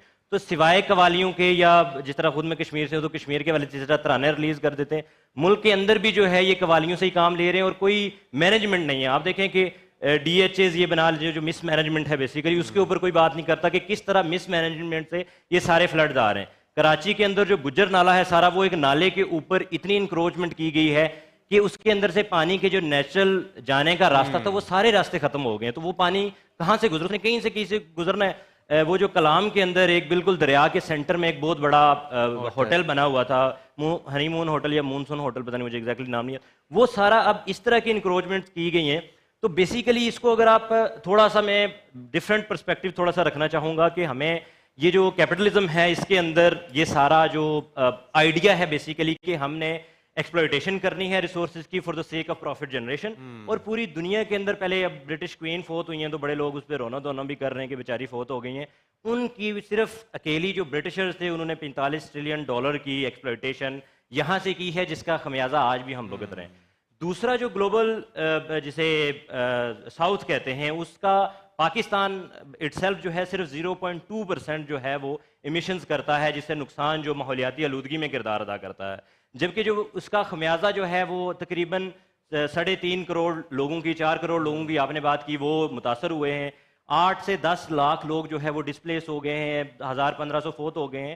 تو یہ سارا نقصان جو ہے یہ کوئی ایسا نہیں ہے, ہمیں بالکل اسے صرف بالکل ایک کرنی چاہیے, ہمیں کیمپین اس کے لیے لوگوں کو ساتھ کھڑا ہونا چاہیے. لیکن اس کا جو سیاسی پس منظر ہے وہ بالکل ہمیں بلا کے ایک خدا کے اوپر جو ہے کوئی بھی چیز جو ہے ہم جو حقیقی اس کا پیچھے کار فرما ہوتے ہیں جو لوگ, ان پہ ڈالنے کے بعد ہمارے پاس آسان ہی ہوتا ہے کہ ہم ڈال دیتے ہیں کہ اللہ کی طرف سے ہو گئے, ہم اس پہ کچھ نہیں کریں گے. تو ہمیں اس کے ساتھ ساتھ جو ہم کام کرنا چاہ رہے ہیں اور ہم کر بھی رہے ہیں کہ سیاسی شعور لوگوں کے اندر پہنچایا جائے کہ جو لوگ اس کے اصل مجرم ہیں ہمیں انہیں بھی پکڑنا ہے. صرف بیٹھ کے ہم آج تو مثال کے طور پہ میری جیب میں 10,000 روپے تھے, میں نے ڈونیٹ کر دیے, لیکن کیا اس 10,000 سے وہ کتنے دن جس کو میں ڈونیٹ کر رہا ہوں وہ سکھائے گا؟ تو جو سسٹمیٹک چینجز ہیں, سسٹمیٹک سپورٹ ہے, جن لوگوں کے گھر ڈسپلیس ہو چکے ہیں, جن لوگوں کے گھر تباہ ہو چکے ہیں, جن لوگوں کے بچے بہ گئے ہیں, آپ اندازہ کریں کہ لوگوں کے بچے بہ گئے, لیکن ہمارے جو ٹی وی چینلز ہیں اس پہ بیٹھ کے باتیں ہو رہی تھیں کہ جناب I am eating this under protest, وہ یاد ہے آپ کو ویڈیو؟ تو وہ چیزیں زیادہ اہم تھی, لوگوں کے بچے بہنا. تو یہ ساری لڑائی کے اندر ہمیں سرمایہ داری کو دیکھنا پڑے گا کہ وہ کس طرح ایکٹ کر رہی ہے, ہماری جو سیاست ہے وہ کس طرح سے اس سے جو ہے وہ ہو رہی ہے. ایک پیپلز پارٹی کے وزیر تھے شاید یا سندھ کے, جو کہہ رہے تھے کہ یہ تو بالکل وینس جیسا نظارہ پیش کر رہا ہے. تو ہماری یہ حالت ہے کہ ہمارے سیاستدان بھی جو اوپر بیٹھے ہوئے ہیں, عوام سے کٹے ہوئے ہیں, عوام کیا کر رہی ہے, پھر سمجھنے کی جو صلاحیت تھی لوگوں کی وہ اندر ختم کر دی گئی ہے. تو تمام لوگوں کو ساتھ ساتھ ریلیف پہنچانے کے ساتھ ساتھ ایک سیاسی شعور پہنچانے کی ضرورت ہے کہ لوگ اصل میں جو اس چیز کے محرکات ہیں ان کو جانیں اور ان کے اوپر کام کرنے کی کوشش کریں. جی تھینک یو. آئی تھنک کیونکہ ہم ان ٹچ نہیں ہو پا رہے ہیں زینب سے بھی جو کوئٹہ میں ہے, تو اس سے ہمیں یہی پتہ چل رہا ہے کہ سب سے پہلے تو فلڈ میں جو کسی بھی ڈیزاسٹر میں آپ کے لیے انفارمیشن بہت زیادہ کرٹیکل, رائٹ, کہ لوکیلٹیز کی آپ کو معلومات ہو, ضروریات کی معلومات ہو, اور انفارمیشن کے لیے آپ کے لیے کمیونیکیشن بہت امپورٹنٹ. لیکن اگر آپ کمیونیکیٹ نہیں کر پا رہے ہیں تو آپ کو کیسے پتہ چلے گا کہ آپ نے کہاں پہنچنا ہے؟ ابھی ہم زینب کے ساتھ کمیونیکیٹ نہیں کر پا رہے ہیں کیونکہ وہاں پہ انٹرنیٹ اور سگنلز کا مسئلہ ہے. تو یہ ایک انفراسٹرکچرل بھی ہمیں ایشوز نظر آ رہے ہیں. اور پھر جیسے آپ نے کہا کہ اس کا امپیکٹ جو ہے فلڈز کا, وہ سب سے جو غریب طبقہ ہے ان پہ سب سے زیادہ ہے. تو یہ کوئی عذاب اگر آنا تھا تو صرف غریب لوگوں پہ کیوں آتا ہے, رائٹ؟ کیونکہ سسٹمیٹکلی اسٹرکچرلی جو پالیسیز ہیں وہ اس طرح بنی ہوتی ہیں جس میں غریب لوگوں کا کوئی انکلوژن ہی نہیں ہوتی. آپ کے چھوٹے جو لوکیلٹیز ہیں, چھوٹے بلوچستان میں جگہیں ہیں, اور ایون اس میں بھی ہم دیکھتے ہیں اکثر سندھ میں, پنجاب میں جو جن کی زمینیں ہوتی ہیں, وہ زمیندار جو ہوتے ہیں وہ اپنے علاقے پہ بند بنا لیتے ہیں, پروٹیکٹ کر لیتے ہیں, لیکن پھر اور علاقوں پہ وہ پانی نکل جاتا ہے, رائٹ؟ تو اس میں میرے خیال سے انفراسٹرکچر کی بات کرنے کی بہت زیادہ ضروری ہے. میرے خیال سے ایک تو ہمیں یہ بھی دیکھنا ہے کہ جو ٹیلی کام آپریٹرز ہیں وہ کتنا کچھ اس میں کر رہے ہیں, کیونکہ وہ سارا پروفٹ جو ہے ہمارے ٹیلی کام یوز سے جو ہے بناتے ہیں, رائٹ؟ لیکن وہ واپس کیا دے رہے ہیں ہمیں؟ کیا وہ ٹاورز ان کے ابھی ایمرجنسی فوٹنگ پہ کام کر رہے ہیں؟ کیا وہ سولر پینلز استعمال کر رہے ہیں اپنے ٹاورز کو چلانے کے لیے یا نہیں؟ کیونکہ اگر ہم کمیونیکیٹ نہیں کر پا رہے جو امپیکٹڈ کمیونٹیز ہیں تو انہیں پھر ہیلپ ہم کس طرح بھیجیں؟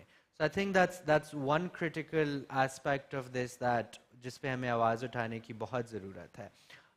इसके अलावा फंड रेजिंग का एक्सपीरियंस आपका कैसे रहा? Maybe Busha, we can start with you. Fund raising का हमने इसीलिए स्टार्ट किया था जब हमने गो फंड मी अकाउंट बनाया और इसके साथ हमने बैंक डिटेल्स डाली. बैंक डिटेल्स मैंने अपनी डाल दी और इजी पैसा, जैज़ कैश, अनम ने अपना डाल दिया और इससे हमने लोगों को अर्ज किया. और साथ ही में ये था कि अभी तक हमने जितनी भी फंड रेजिंग की वो सारी ऑनलाइन की थी और सोशल मीडिया प्लेटफॉर्म सबसे ज़्यादा ट्विटर ने इसके अंदर हेल्प किया था बिकॉज वहाँ से लोग रीच आउट करते थे, डिटेल्स पूछ रहे थे क्या चल रहा है, आप कहाँ जा रहे हो. But also it was very important कि हम लोगों को प्रोवाइड भी करें कि आपकी डोनेशंस कहाँ जा रही हैं. So what we do is that her periodically थोड़े टाइम के बाद हम सारी जितनी भी डोनेशंस रिसीव होती हैं उसका एक इन्फोग्राफिक बना के कितनी चीज़ें उससे खरीदी गई, कितने पैंटीज खरीदे, कितना कपड़ा खरीदा, कितने उसमें से कॉटन खरीदी गई, उसकी सारी डिटेल्स लगा देते हैं. मेरे ख्याल से ऐसे मरहलों में ये बहुत ज़रूरी होता है क्योंकि लोग जब आप पे ट्रस्ट करते हैं तो आपने you have to give it back as well. And yes, exactly, we are accountable to every penny that people are donating and to every penny people are donating for this cause because they're connecting towards it. Exactly. और कैसर, आपका fund raising का क्या experience है? Fund raising का experience बड़ा amazing रहा है. मैं आपको बताना चाहूँगा, माल रोड पे हमने जब कैंप लगाया, ऑनलाइन तो डेफिनेटली लोगों ने सपोर्ट किया जिस तरह भी लोग कर सकते थे. ऑल्दो कि हम असेस नहीं कर सकते कि कौन कर रहा है, लोग भेज देते थे.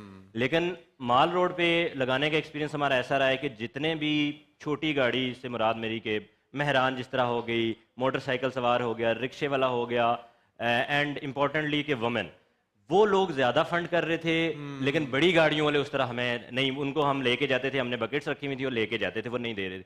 तो पूरे मुल्क एक जो हमें समझ सोचने की जो एक बड़ा इंपॉर्टेंट चीज़ है कि जो हम देखते हैं कि एक जो क्लास डिवाइड है सोसाइटी के अंदर, हर क्लास अपनी क्लास के साथ खड़ी हो रही है. गरीब आदमी ये जानता है कि भाईजान मेरे जैसा एक आदमी होगा, मेरे जैसा ये घर होगा, मेरे जितने उसके बच्चे होंगे तो वो उस इलाके में कैसा एहसास होगा. खवातीन भी जिस तरह ओप्रेस रहती हैं सोसाइटी के अंदर, उन्हें एहसास है कि खवातीन जो उधर होंगी या उधर जो लोग होंगे उनके हालात किस तरह होंगे. तो ये बड़ा इम्पोर्टेंट है कि हम ग्राउंड पे जब निकलते हैं, हम देखते हैं, लोगों के साथ मिलते जुलते हैं, तो अंदाजा हुआ है कि इस टाइम पीरियड के आप देखें कि किसी भी ये जो अभी कैंपेन चल रही थी कि जरदारी हाउस भर गया था और लोग खरीद रहे थे, इस तरह इमरान खान के, जहांगीर खान तरीन सब के तैयारे जा रहे थे खरीदने के लिए, वो तैयारे इस फ्लड रिलीफ के अंदर हमें नजर नहीं है. वो 5 भाई केपी के अंदर सिर्फ इस वजह से मर गए कि हम उनको टाइमली जो है वो उधर से निकाल नहीं सके. वो जलसों में लोग ले जा रहे हैं, वही त्यारा जो इस्तेमाल हो सकता था वो इमरान खान सब के लिए इस्तेमाल हो रहा था. तो ये क्लास डिवाइड हमें सामने नजर आती है कि हमारे ऊपर बैठे हुए जो हुक्मरान तबका है वो हमारा नुमाइंदा नहीं है, बल्कि वो एक खास एलीट क्लास का नुमाइंदा है. उसी की नुमाइंदगी करनी है. आपको और मुझे अपने जैसे नुमाइंदे चुन के भेजने पड़ेंगे ताकि वो हमारी नुमाइंदगी कर सकें, हमारे दुख दर्द समझ सकें. वो जो करोड़ों अरबों रुपया लगा के इन्होंने पार्लियामेंट से इमरान खान को निकाला, या इमरान खान ने अरबों लगा के वो पार्लियामेंट में अपनी जगह बनाई थी, वो करोड़ों अरबों रुपए हमें अवाम के ऊपर खर्च होते नजर नहीं है. अपने मफादात के लिए, सियासी मफादात के लिए तो अभी तक इमरान खान सब जलसे कर रहे हैं. उन्हें वो एक दिन उन्होंने वो टेलीथॉन किया है, उसके अलावा कोई नजर नहीं आ रहा कि क्या कर रहे हैं. और दीगर सियासी जमातों के भी कमो बेश यही हालात हैं कि वो इसी तरह से डिसोल्यूजन लोगों के साथ. वो रफीउल्लाह काकड़ साहब ने एक दफा बड़ी खूबसूरत बात की थी बलूचिस्तान के मसले के ऊपर जब बात हो रही थी कि एक डमी लोग जो हैं वो सियासतदान बिठा दिए गए हैं, असल लोग जो सियासत ग्राउंड पे करते हैं, लोगों से साथ मिलते जुलते हैं, उनका और ऊपर बैठे हुए लोगों का जो राबता है वो कट गया है. अब वो राबता कटने की वजह से जो है वो अवाम के क्या मसाइल हैं वो ऊपर तक पहुंच ही नहीं पाते.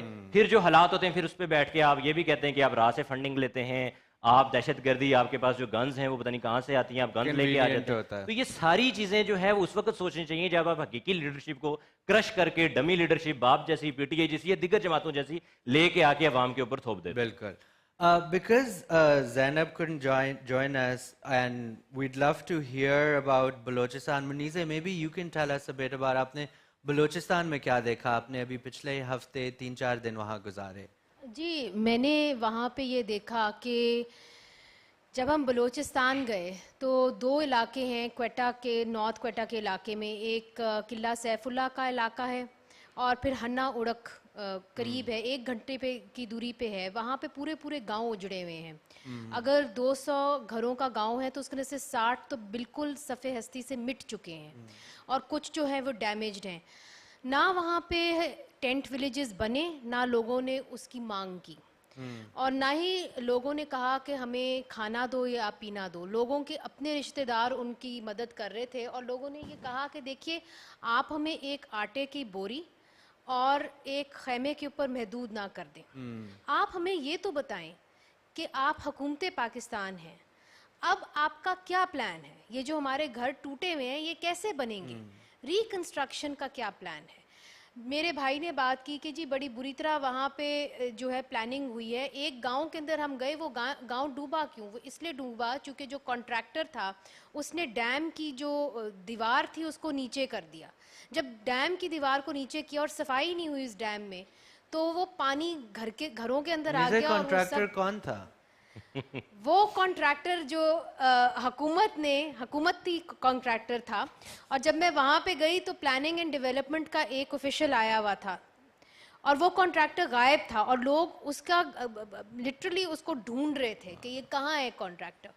مگر پورا گاؤں جو ہے وہ چلا گیا. پھر ایک علاقے کے اندر جہاں ہم گئے جس کا نام ہے مسلم باغ, وہاں پہ ہمارے جو فوجی نمائندے ہیں وہ آئے, انہوں نے ڈیرا جمایا. آصف غفور صاحب بالکل, وہ آئے اور انہوں نے جو ہے ایک آدمی تھا, اس کی 4 دن کا بیٹا بھی ڈوب گیا, 4 سال کی بیٹی بھی ڈوب گئی, اس کی مدر ان لا بھی ڈوب گئی, مطلب اس کا پورا خاندان چلا گیا.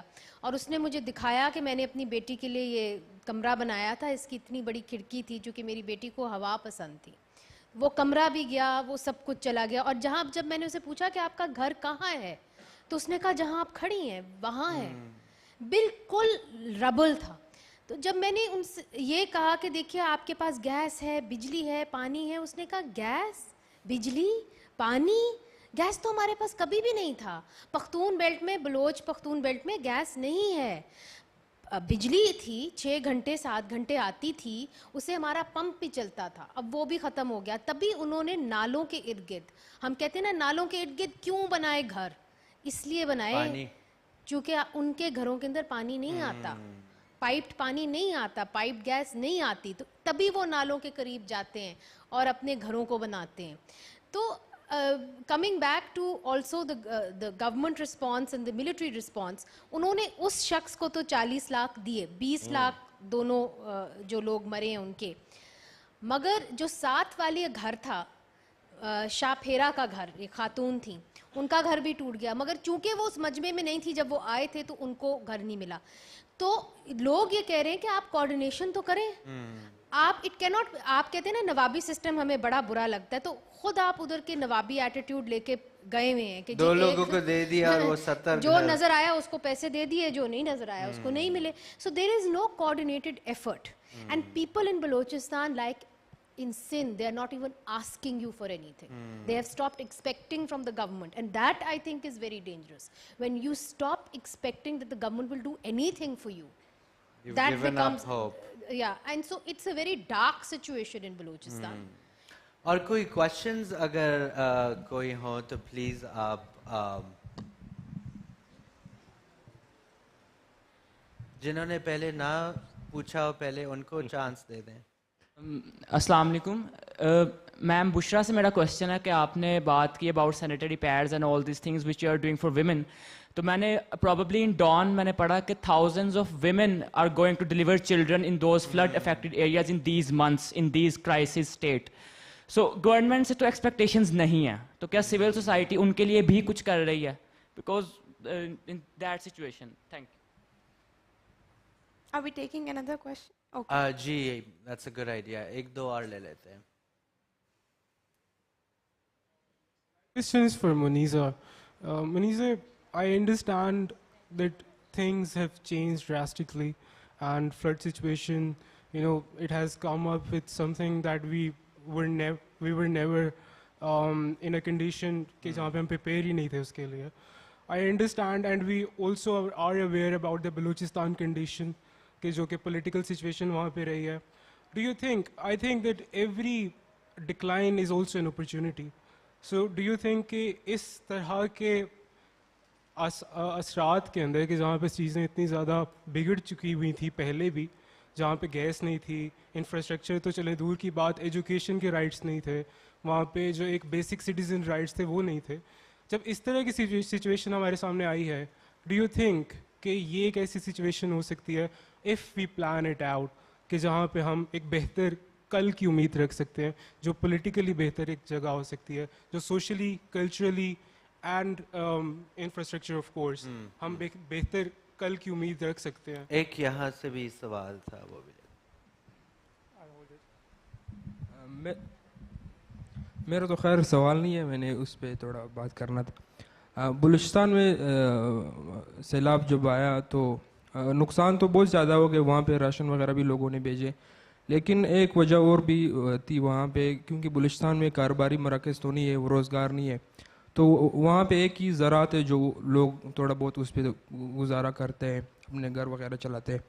لیکن 25 دنوں سے وہاں پہ منڈی بھی اتنی بڑی منڈیاں نہیں ہے, سبزی یہاں پنجاب کی جو بڑی منڈی ہے یہاں پہ آتے ہیں, لیکن بدقسمتی سے وہ سیزن ہوتا بھی 20-25 دن کا ہی ہوتا ہے. وہ بعد میں جو یہاں پہ پیسے بنتے ہیں وہ علاقے میں جاتے ہیں, پورا علاقہ ایک سال ان پیسوں پہ چلتا ہے. لیکن بدقسمتی سے 25 دن سے وہ روڈ بند ہے, گاڑیاں 4-5 دن بعد منڈیاں پہنچ رہی ہے, وہ خراب ہو رہی ہے سبزیاں, اور وہاں کے جو ذمہ دار ہے یا کسان ہے وہ اپنے جیب سے پیسے دے رہے. لیکن یہاں پہ کوئی ذمہ دار آدمی یا گورنمنٹ کا کوئی نمائندہ وہاں پہ نہیں گیا ہے کہ اس حوالے سے کوئی بات کرے, یا وہاں کے جو سیاسی پارٹیاں ہیں یہ ملک کے اندر, اس میں بھی اس چیز پہ کسی نے بات نہیں کی ہے. اور وہاں سے ایک اور سوال ہے.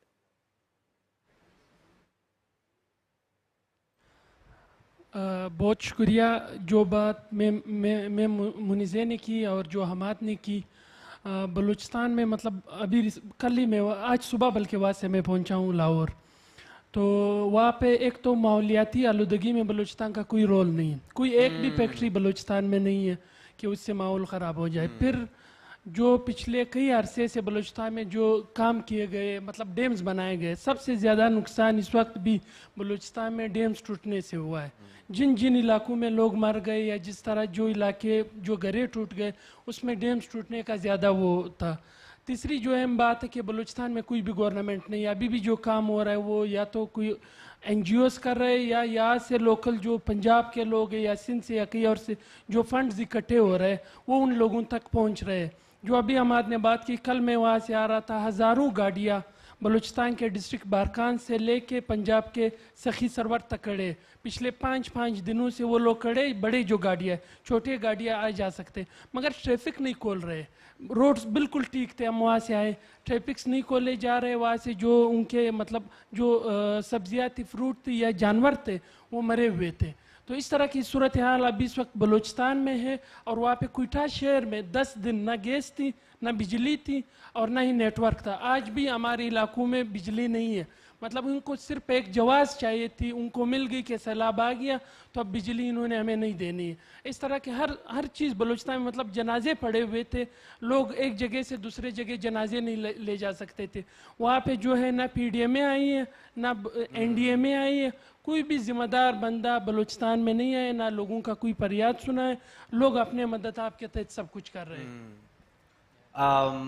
تو چلے ہم سوال جواب کی طرف چلتے ہیں. آپ نے کچھ ایڈریس کرنا ہے؟ آپ نے پریگننٹ خواتین کے سوال کیا تھا. فرسٹ آف آل میں اور انم صرف 2 اسٹوڈنٹس ہیں, ہم کوئی آرگنائزیشن نہیں ہے, یہ کوئی این جی او نہیں ہے. ہم اپنی طرف سے جتنی ایفرٹ ہو سکتی ہے ہم وہ کر رہے ہیں.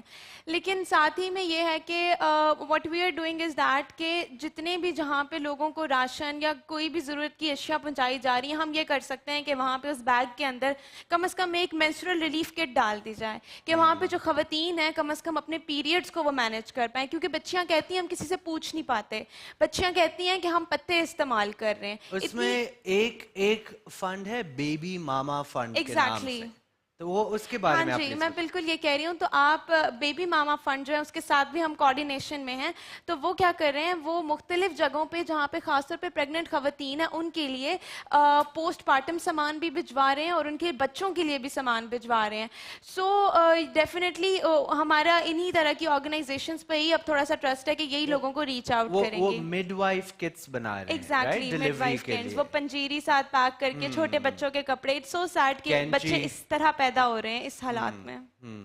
तो वो आप देख लें, वो ट्विटर पे भी एक्टिव हैं, उनके सारे पेजेस हैं और वो अलग फंड रेजिंग कर रहे हैं, तो उन एरियाज़ को टारगेट कर रहे हैं जहाँ उन्हें पता चल रहा है कि women are about to give birth. तो वो है. आप कुछ मैं सवाल? बस आखिरी सवाल तो मेरे से कोई था ही नहीं. आखिरी बात बस मैं ये करना चाहूँगा कि तमाम यहाँ जो नौजवान बैठे हुए हैं, नौजवानों को चाहिए कि एक एक्टिव पार्ट सियासत के अंदर किरदार अदा करें, चाहे वो किसी भी पार्टी के अंदर हो. मेरा डेफिनेटली एक मकतबा फ़िक्र है, मैं उससे करता हूँ, लेकिन किसी भी पार्टी के अंदर सियासी रोल ज़रूर प्ले करें, क्योंकि जब तक आप सियासत नहीं करेंगे तो वो लोग सियासत करते रहेंगे जो आप में से नहीं है, तो कल वो चीज़ें आपको सहनी पड़ेंगी जो आप नहीं सह पाएंगे. बहुत शुक्रिया. एंड मुनीज़ा, आई थिंक आपसे एक सवाल था. माइक अगर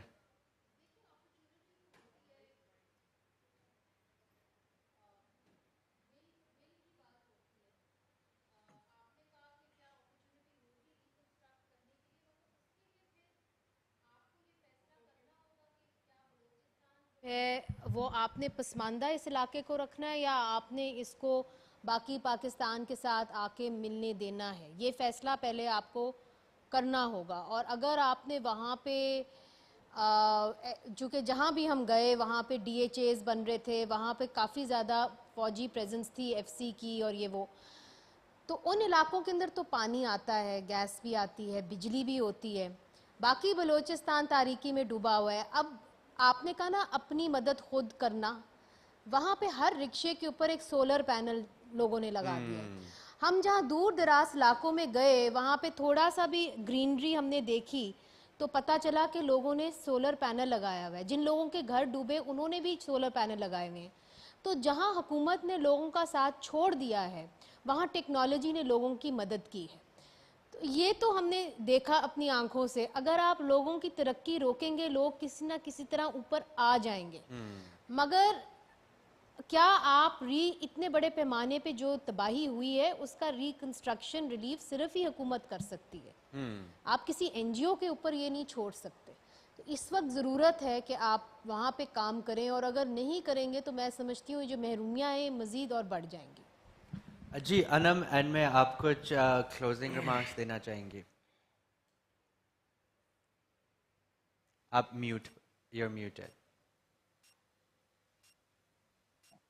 मैं यही बात करना चाहूंगी कि जब हमें कॉल आई थी तो उधर तो ये बिजली की अगर खुराक की बात करें तो मेरी जो फ्रेंड थी उसके घर में वॉशरूम भी नहीं है. तो बलूचिस्तान तो सैनिटेशन से भी महरूम है. और हमारी जो एक क्लास डिफरेंस एग्जिस्ट करता है, चाहे वो सराइकी वसेब को लेकर हो, हमारे बहुत सारे इलाका जो आते हैं जिसमें अब तक भट्टा मजदूर और किसान खवातीन के पास नहीं है प्रॉपर सैनिटेशन.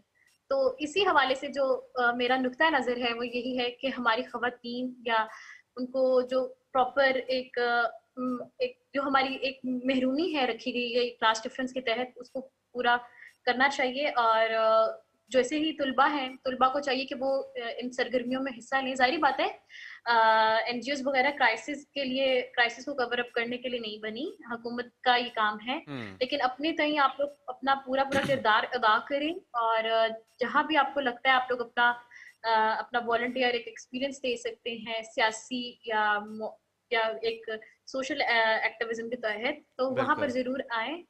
और आई थिंक इसमें बहुत ज़रूरी अहम बात यह है कि अभी तो हमें फ्लड्स नज़र आए हैं और उसका रिस्पांस आया है, लेकिन जो डिस्ट्रक्शन है उस पर ओवर टाइम एक लॉन्ग टर्म रिस्पांस की ज़रूरत है. और इसमें वी हैव टू इंश्योर कि हम अभी बस 2 महीने काम करके बंद ना कर दें, क्योंकि लोगों को एक पूरे साल बल्कि साल से भी ज़्यादा लगेगा to return back to some semblance of normalcy. अगर आपके घर टूट गए हैं तो आप किस तरह उसको रीबिल्ड करेंगे? अगर स्कूल ख़राब हो गए हैं, अगर हेल्थ यूनिट्स डूब गए हैं तो आप किस तरह से उसको ठीक करेंगे? तो मेरे ख्याल से हेल्प जो है it has to be plan in the long term, जो रिहेबिलिटेशन और रिकवरी का फेज़ है. Thank you very much to all of you for joining us, for all the great work that you're doing. अगर आप लोग इनकी आवाज़ आगे बढ़ाएं, इनके पास जो है और रिलीफ गुड्स आएँ और डोनेशंस आएँ ताकि इनका काम भी आगे, आप वॉल्टियर करें बेशक इनके साथ, आप इनके लिए फ़ंड रेजिंग करें ज़रूर. And thank you for doing the work that you're doing. Thank you for joining us. And I'll invite Munize to give some closing remarks before we end this. Thank you. And thank you to all the camera or sound staff जिन्होंने सारा दिन हमारी जो है मदद की और बहुत अच्छे तरीके से सब कुछ चलाया. Thank you ji. Thank all of you for coming here and joining us, and please remember to hashtag tweet our news, and I hope that someday we will see open borders just like we see open websites, and there will be opportunities for all of us. Thank you very much to the technical staff, to the ground staff, to the security. They have worked tirelessly from the morning now till the evening, and cameraman खड़े रहे अपनी मतलब काफ़ी घंटों पे घंटों खड़े रहे, तो आप सबका बहुत बहुत शुक्रिया, and thank you so much for coming. Khuda Hafiz. Oh yes, and most importantly, Voicepkdotnet, AGHS Legal Aid Sec, who have not been just working today but for weeks tirelessly on this conference. Thank you so much, and to all of you for coming.